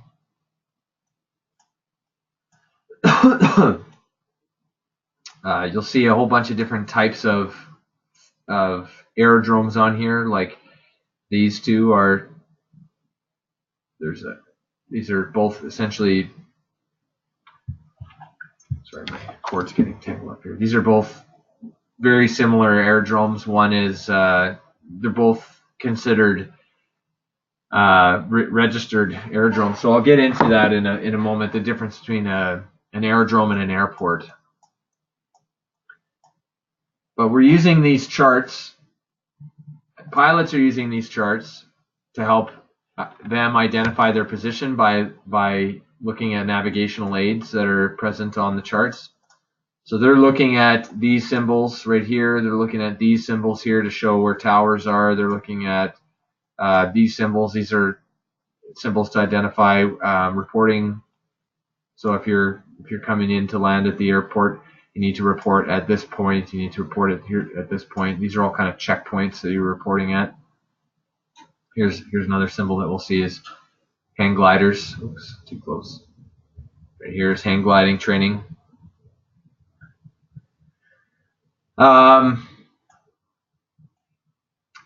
There's different types of airspace like this, Class F airspace. This is micropilot. This is where micropilot has a special place where they can basically do testing. We were there just a few days ago, like I said, testing that big Sunward Thunderbolt.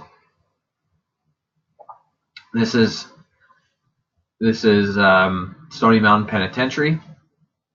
So they've got a big restricted airspace around that. This is Bristol Aerospace. They've got a big restricted airspace around there for doing aircraft testing. St. Andrews Airport has a controlled airspace around it. And so I'm going to go into what all these mean in a few minutes. First, I'm going to kind of introduce you to the different types of airspaces and what they're all about, and then we'll look at them on the chart and we'll distinguish what the differences are. So the VFR navigation charts, there's 52 of them. You should order them, and I'll show you where to order them. If you want to order your charts, there's a website called AvWorld. And the reason I recommend AvWorld is because you can order them from Nav Canada, and they're almost double the price from Nav Canada, even though Nav Canada's the one that's creating them. These guys, I guess they have buyer power. So, $16 to buy a chart. You only need one for each area. So buy it, throw it in your drone kit, and also have your Canada Flight Supplement. Now, with the Canada Flight Supplement, I actually recommend that you buy your Canada Flight Supplement from Nav Canada, because if you go to Nav Canada,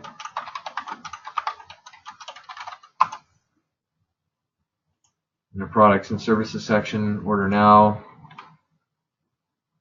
you can buy a PDF version of the Canada Flight Supplement.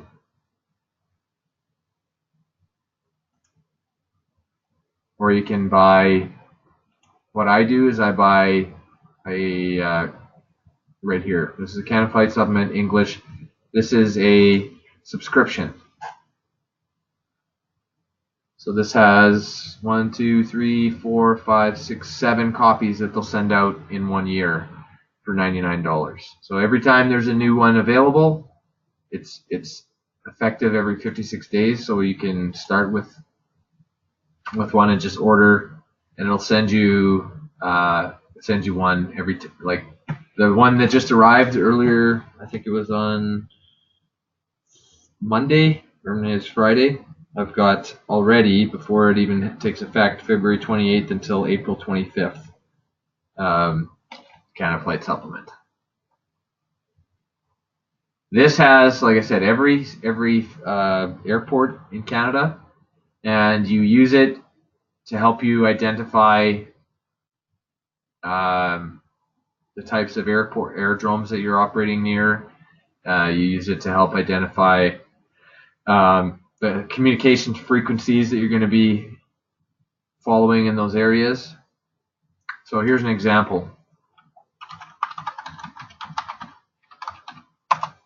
Lindcrest Airport. They've got a nice snippet of their airport indicated on their website, straight out of the Canada Flight Supplement. The reason I like using this example is because Lindcrest is not in the controlled airspace. So here's Winnipeg International, here's St. Andrews, this is Class D airspace. And down here we have Lindcrest. This is just a small, it's called a registered aerodrome.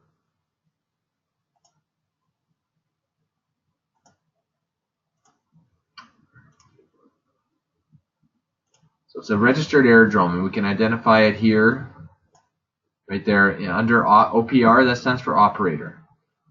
So the Canada Flight Supplement gives us all this information here, tells us stuff that is important to us is the operator. So who's in charge of it? If we're going to be operating around there, we might want to give them a call.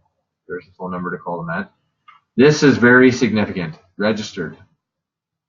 The difference between this and, say, Southport Airport or St. Andrews Airport is that those are certified airports, and this says registered. So this is a registered aerodrome. Those other ones are certified aerodromes.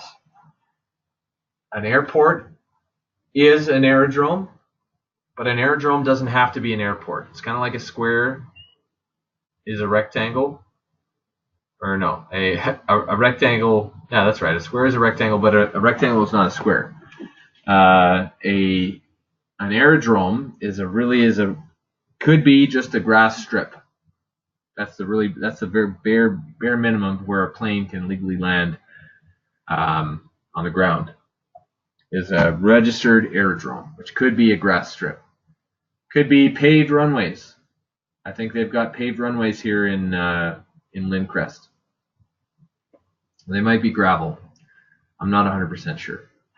I've never been there. But it's not a certified airport. They've got these runways that planes can operate at and land at, but there's no tower there. If you want to land there, you have to coordinate. I would give them a call if you're a plane that you're going to be landing there. Otherwise, calling and coordinating with the Winnipeg Land Information Center. One of the other very important pieces on here is the communication frequency. So here, COM, air traffic frequency. ATF is air traffic frequency. TFC is traffic, because sometimes you can be at, if you're looking at operating around Winnipeg International Airport, for example, there's like 10 different frequencies that they use. One is for the ground crew, one is for arrivals, one is for departures. TFC is just a general traffic frequency. In this case, this is the only frequency that the aerodrome has. So any planes that are coming in or leaving should be announcing their intent to depart or arrive before they actually do so. And that is the frequency within 3 nautical miles of the aerodrome.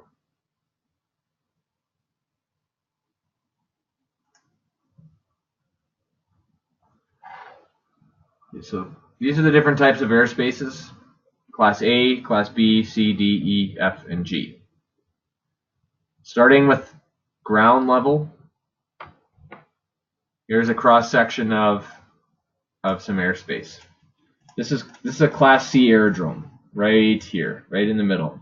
It's a major aerodrome like Winnipeg or Calgary or Edmonton. Those are all Class C aerodromes. Regina, Saskatoon, those are not Class C. They're not as big. So you can see here, from the center of the aerodrome, extending out 7 nautical miles in either direction, is the radius around that aerodrome in Class C, and it goes up to 3,000 feet. But it also branches out at 1,200 feet. In this case, anyways, in this example, it's not the same for all of them.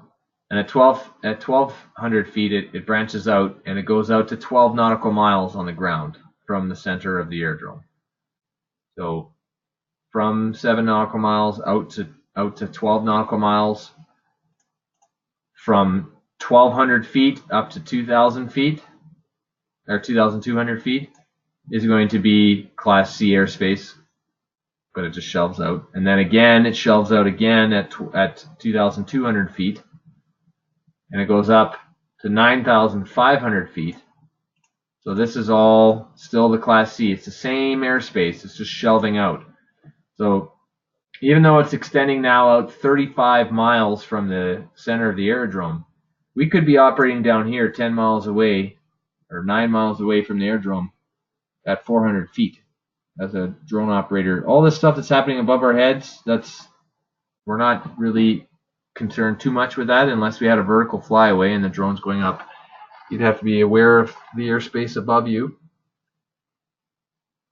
because your drone, if you did have a vertical flyaway and you went into that controlled airspace, that's a bad situation.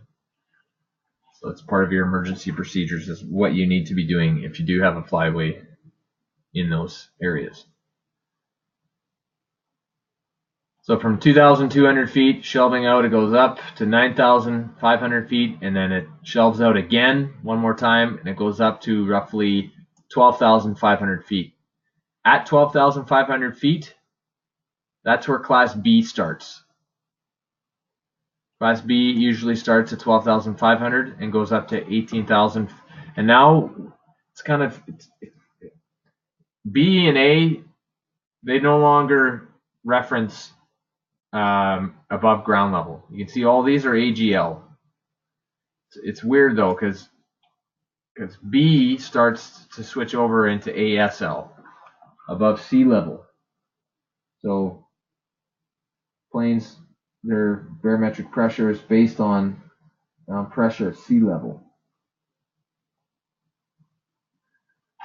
And once we start getting above the clouds and above 12,500 feet, there's a requirement to fly instrument flight rules. So you can fly instrument flight rules in B airspace and C, but it's required in Class A. Once you get above 18,000 feet, IFR is required, and you're not allowed to fly higher than 18,000 feet. You can't enter Class A airspace without a special rating, without instruments that are like, you can't be looking out your window and using that as reference. It's not visual flight rules anymore. It's not instrument flight rules only. Class A is way up there. It goes way up. It could be going up to 60,000 feet. Okay. We'll also see low level sometimes branching out around a Class C aerodrome. We may see this transition. This is Class E. This shaded area here is Class E airspace, and that is usually starts at around 700 feet. So below that doesn't mean anything. It's all Class G. You can see here uncontrolled airspace, all this shaded in gray from ground level. This is where drone operators are operating. Basically everything around that area. Low level, 400 feet or below.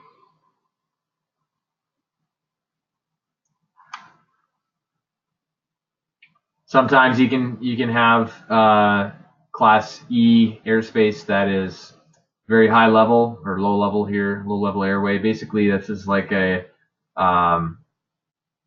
tube that planes will often fly through. So if we a good representation of the tube is Sky Vector. There's a website called Sky Vector.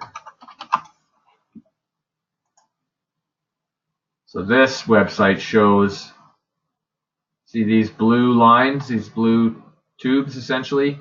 These go from airport to airport, and they're basically highways in the sky that planes will fly. If you're flying from Winnipeg to Saskatoon, fly through this tube straight to Saskatoon Airport.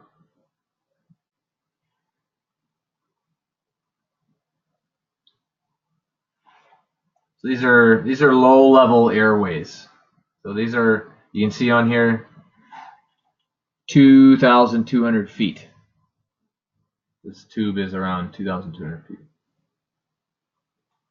For low level aircraft flying through there. There's other Class E airspace. You can see how it extends out. Class C basically is this line right here, and then it branches off at 3,000 feet. See this line here? It says SFC surface up to 30, they cut off the last two zeros because we're talking about sometimes we get into some very large numbers. They just cut off the last two zeros. So surface to 3,000 feet, and then at 3,000 feet it branches out. Actually, at 2,000 feet it branches out. So at this line right here, branches out to this line at 2,000 feet. That's the 20 there. And then up to 3,000 feet it goes. So if you can picture this line all the way around here, goes up to 3,000 feet and then goes straight across both the inner circle and this circle here, branch out, or basically the top of them is at 3,000 feet. And then there's another circle here, which starts here and goes all the way around. This is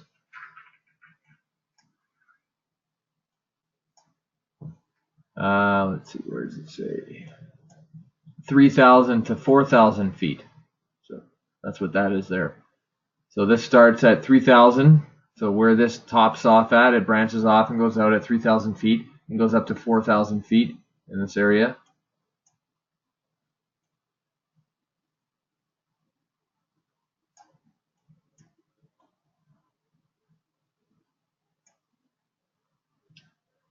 And then you also see somewhere, usually, I thought it went up to 12,500.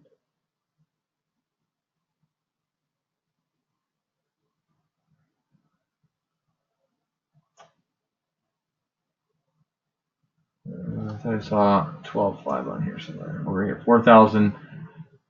So this little area here is kind of an offset, a little chunk from 4,000 feet up to 12,500 feet is around Steinbach Airport. Or Steinbach, there's two airports around Steinbach there. I don't really like this. SkyVector is good. It shows pretty much everything that we really need it to show, except it's a little bit confusing because it shows, for example, this airspace right here is Class D, and same with this one here, but on the charts they're shown as different symbols. So here's an actual VNC. The actual Visual Flight Rules Navigation chart shows this Class C around Winnipeg. Class C and Class D are both shown in the same shape. So it's like an outward facing square bracket. It will always tell you whether it's Class C or D. You can see here CZ, C at the bottom, classification zone C, or Charlie, below 3,000 feet. So that's from 0 to 3,000 feet.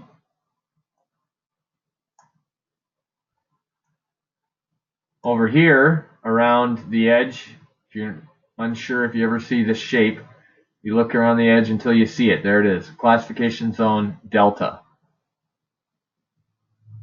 to below 3,000 feet.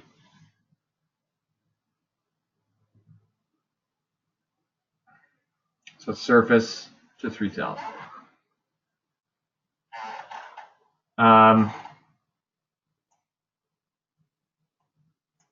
There's like these arrows, these indicate routes of approach and departure. So these are kind of, and it shows here 2,500 feet above sea level.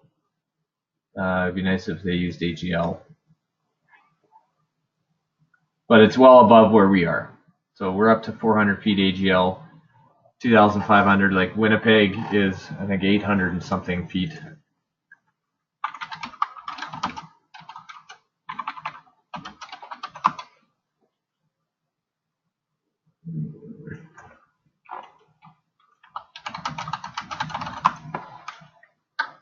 Winnipeg is 784 feet above sea level. So if you take that away from here, these routes are still well above us. So these planes, this is where they're coming and going from. The little arrows indicate they're kind of their circuit areas where they take off from, turn, go up. It's not a huge concern for us. We should know, though, which direction these the approach routes to these runways are.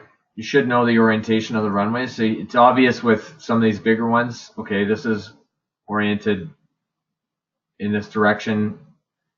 We have an operation coming up in Winnipeg that is taking place at the zoo, or right by the zoo, filming a movie. Okay, so interesting location, because when we zoom out a bit, there's the runway.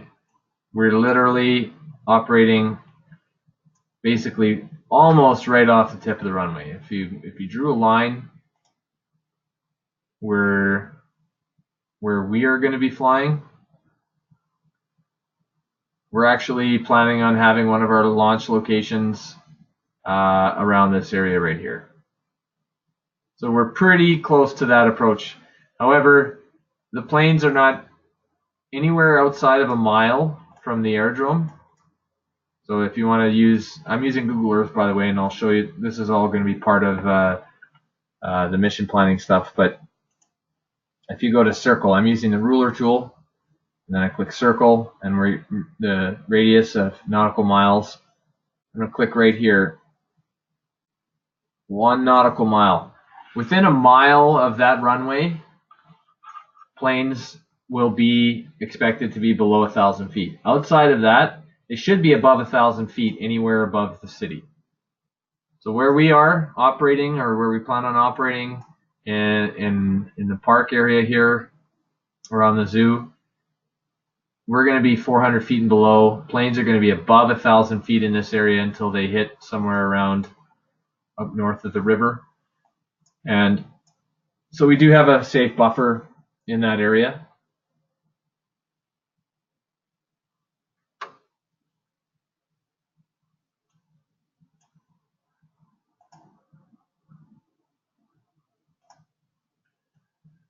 But we definitely are in a controlled airspace. We are in this Class C.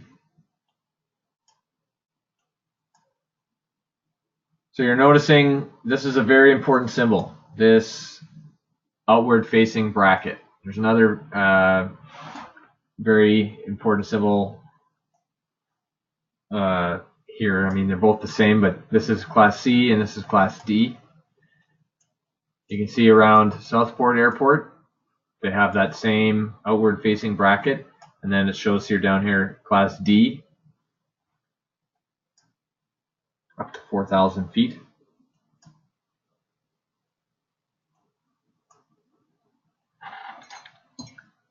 If we go further west, we get to Brandon. Brandon has this line around it. This is Class E. How do you know all this? How do you find this information out? You need to have the Canada Flight Supplement. You need to have Canada Flight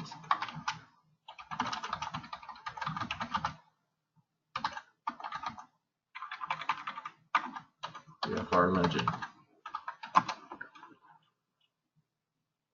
I don't know, usually in the images they've got, yeah, here we go, both of these. Shows you what those, remember we looked at those arrows, so those are the VFR approach routes. These are calling points.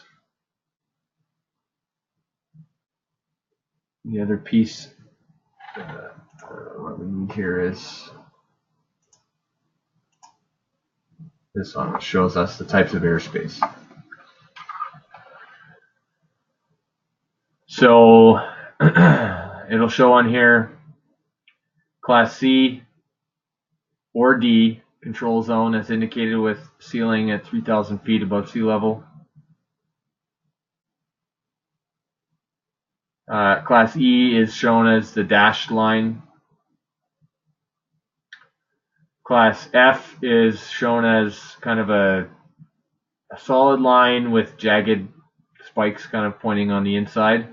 And it always, notice it says CYA 118 with an A in a bracket. It's telling us that there's 3 different types of Class F. There's CYA, which is advisory. There's CYD, which is danger. And there's CYR, which is restricted. There's only 2 danger airspaces in all of Canada, and they're actually not even over land. They're out in the ocean off the west coast of Vancouver Island. And off the east coast of Halifax, there's some danger airspace, and that's where the Navy goes to shoot their big guns and do war game stuff. So we don't actually have to worry about that. But you may see a question on the advanced exam that may ask you whether it's Class F, advisory, danger, or restricted. Now beside it, so it'll see CY, either A, D, or R, and then it'll have a number which identifies the controlling agency, so whoever is in charge of that area. So I'll show you an example. So here, Shiloh. Shiloh is CYR 406. Also CYR 410. There's 2 separate, there's a small area north of Shiloh that has its own little area, and then there's another area. So there's two restricted areas around Shiloh. So the way that you find who's actually in charge of these areas, because most of the time NAV Canada is not in charge of Class F airspace. Usually it's not all the time, but most of the time it's run by company. So in this case, it's run by the Canadian Forces. The reason we can find that out, we look CYR 406. There's a document in my online members area section. If you go to the Designated Airspace Handbook, open this airspace handbook. You can see it's expired. I need to get you can actually just search Designated Airspace Handbook. It's one document that they actually post online. So this is a little bit more recent, but it's still expired. We'll have another one coming. Oh no, effective as of this date, and it'll be current until the next one comes out in February. So if we want to find CYR 406,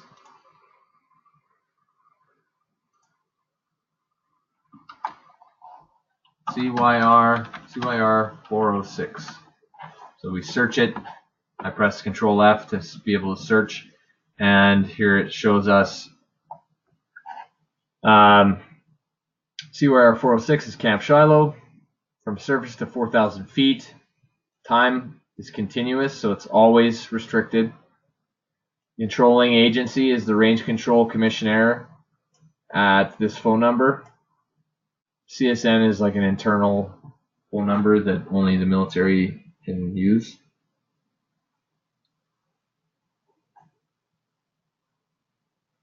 Operating procedures. No person shall operate an aircraft within the area described unless the flight has been authorized by range control. And basically, if you call range control up, they're going to say that you need to get permission from the base commander to fly in that area. So there was 406 and there was 410. So here's 410. Here's the other one. It's surface to flight level 280, which means surface to 28,000 feet. So no planes are allowed to fly over the bigger southern portion here, up to 2,000 or up to 28,000 feet.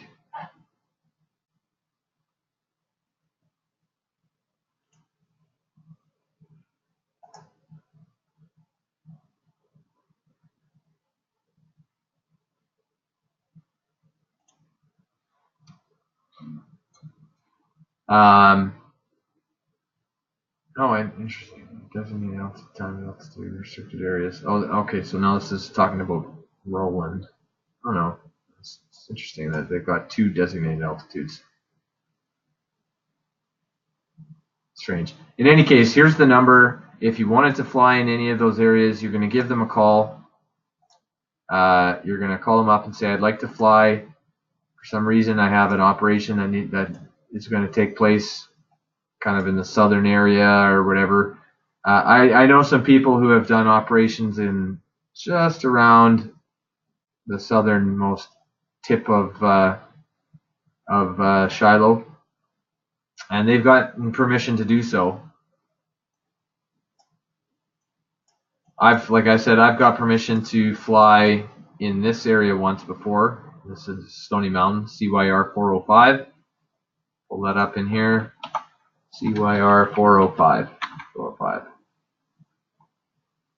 Stony Mountain, you have to contact the warden. At that phone number, no person shall operate an aircraft from surface to 1,800 feet.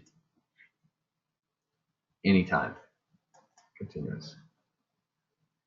So these are restricted areas. CYR is restricted. CYA, an example of CYA, I'll just go back to flight plan.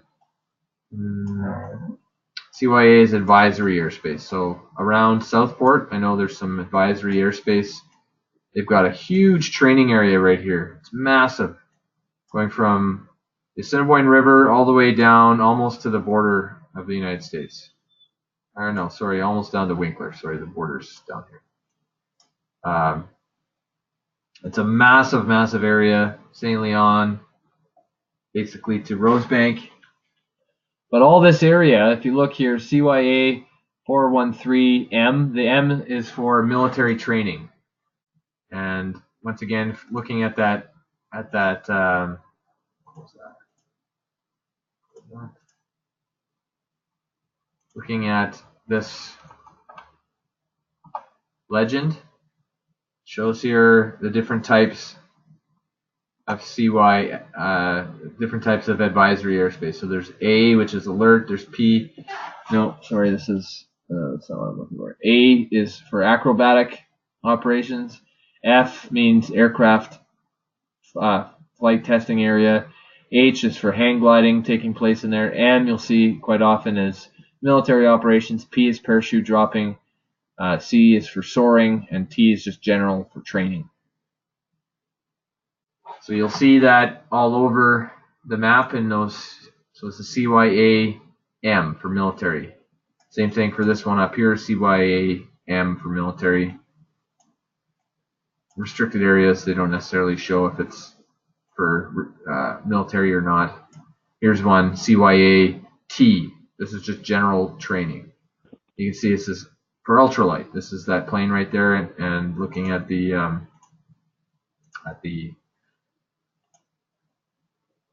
here's the definitions. There's a little plane, shows you that they're doing ultralight training down in that area. Keep my windows organized.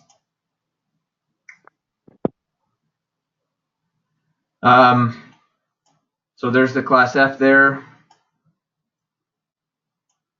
CYA 403. Why are they there? Or who are they? The CYA is advisory airspace. Brandon.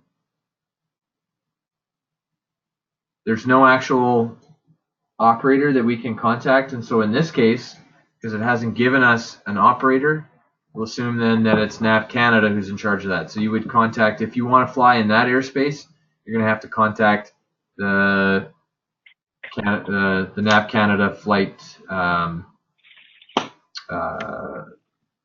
are they called? The Unit Operations Specialist.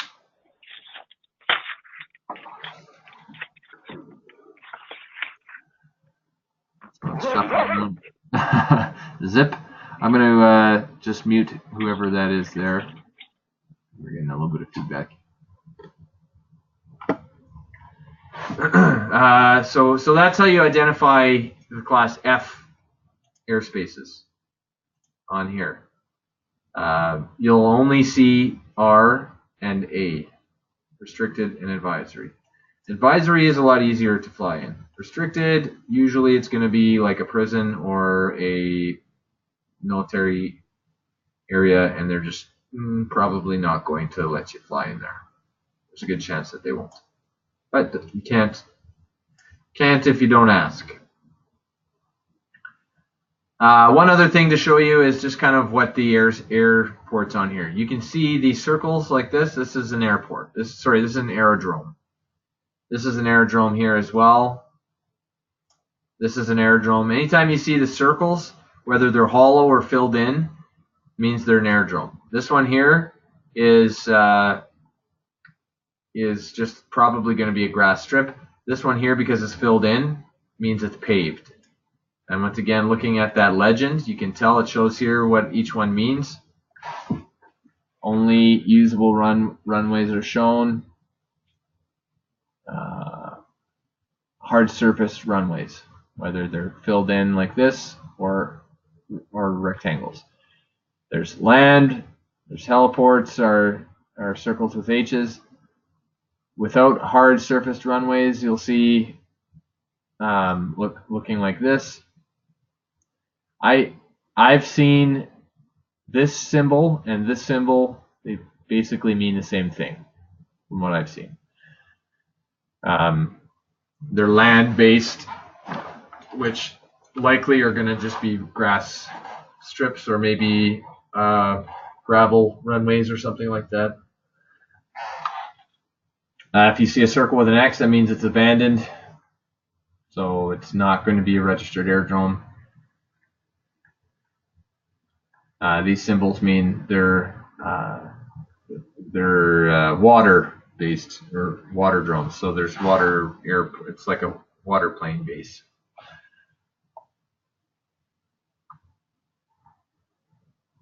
Usually these ones are going to be just registered aerodromes. They're not going to be certified. So back to that drawing here, this clip from inside the Canada Flight Supplement where it shows Lindcrest Airport. This one just says registered, REG is registered. So that means that the gravity of that, what that actually means is that if you end up getting your basic operator certificate only, you are going to be able to fly within 3 miles of registered aerodromes. You're just not allowed to fly within 3 miles of certified aerodromes. So it's going to be very, very important for you to go into the Canada Flight Supplement and look this up. At any time you look on here, you're like, okay, well, I'm going to be flying near Erickson. So Erickson has a paved runway. I want to check to see if that is registered or if it's a certified aerodrome. So I'm going to look it up, and I'm looking it up right now. The Canada Flight Supplement.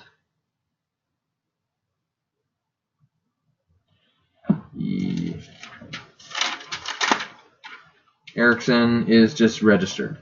So this is not, this means that if you had a job that you wanted to do anywhere around that, you could operate around there with just the basic operator certificate. You don't need the advanced operator. Most of these small ones are just registered. They're not certified aerodrome, or they're not certified airports. Let's look at this one here, Nipawa. Because Nipawa is a bigger area.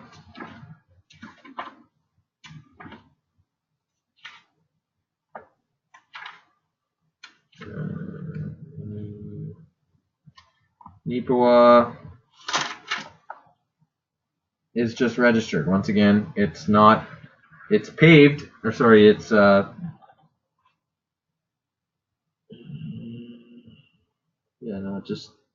it's an asphalt runway. It shows here in the flight supplement, but it's registered. It's not certified.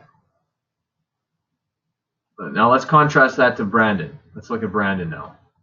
So I'm going to pull up Brandon in the booklet here.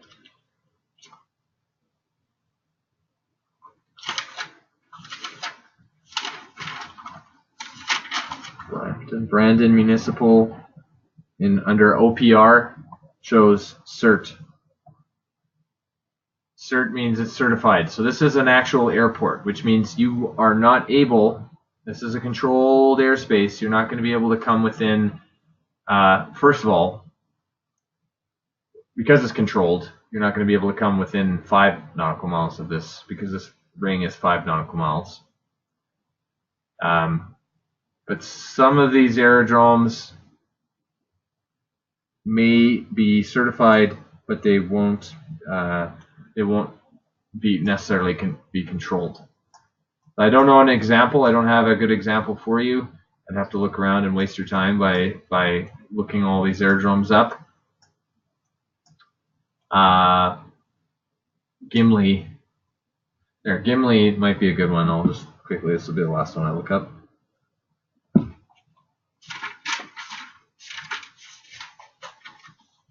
Gimli International Industrial Park Airport is certified. So it doesn't have a ring around it though. So that means, this is a perfect example, that means that it's certified so that you can't come within 3 nautical miles of it. It's not controlled airspace. It's certified though, which means that you can't come within 3 nautical miles of that aerodrome unless you have an advanced operator certificate.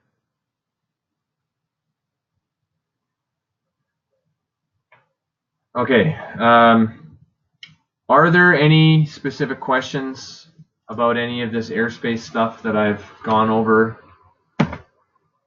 I'm going to touch on some of this tomorrow and just, I don't want to overload you with this. We're going to come back and the first thing I'm going to do tomorrow is just kind of go and look at a couple of the Class C's, a couple of the Class D's, a couple Class E's, a couple Class F's, and then that'll basically be it for this airspace, but I just want to reinforce this. Drone Girl. Drone Girl, this is kind of embarrassing. Drone Girl is going to be speaking at the Western Drone Show. She's actually one of the biggest influencers, Instagram influencers in the industry, and she's going to be keynote at the conference. So got a call with her tonight. She's from the States. I guess I'll finish by, since I brought up the Western Drone Show, I'll finish with that again. I know I've touched on it a few times, but just wanted to try and push it again. You know, if it's at the forefront of your mind, then maybe you'll register and you'll come out. We've got all these different speakers that are set up. The Beyond Visual Line site is going to be huge. Drone Girl is going to be a big draw. We've got professors coming to talk about the cutting edge applications. Professor or Dr. Paul Cooley is going to be talking about his contract working with Canada Space Agency to do ice breakup mapping of Lake Winnipeg. And Dr. Dylan Wiseman is going to be talking about the applications that he's been using out. He's actually one of the guys that's been flying in this area, this restricted area, with permission from the Canadian Forces.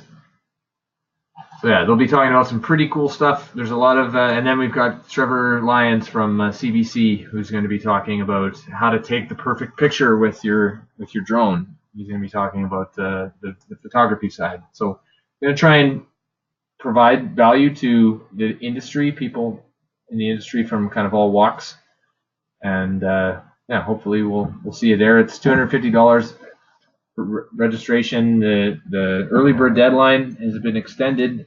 It ended, supposed to end on Friday, but we've extended it to the end of the month. So we've got until February 28th to register for $250.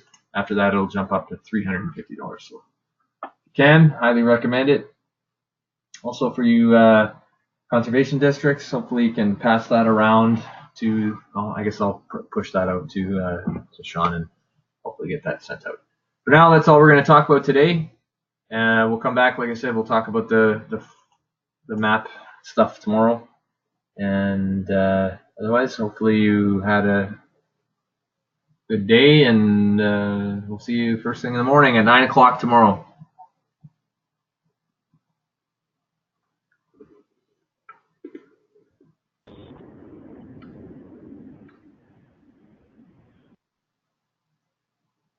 Take care, everyone. Bye-bye.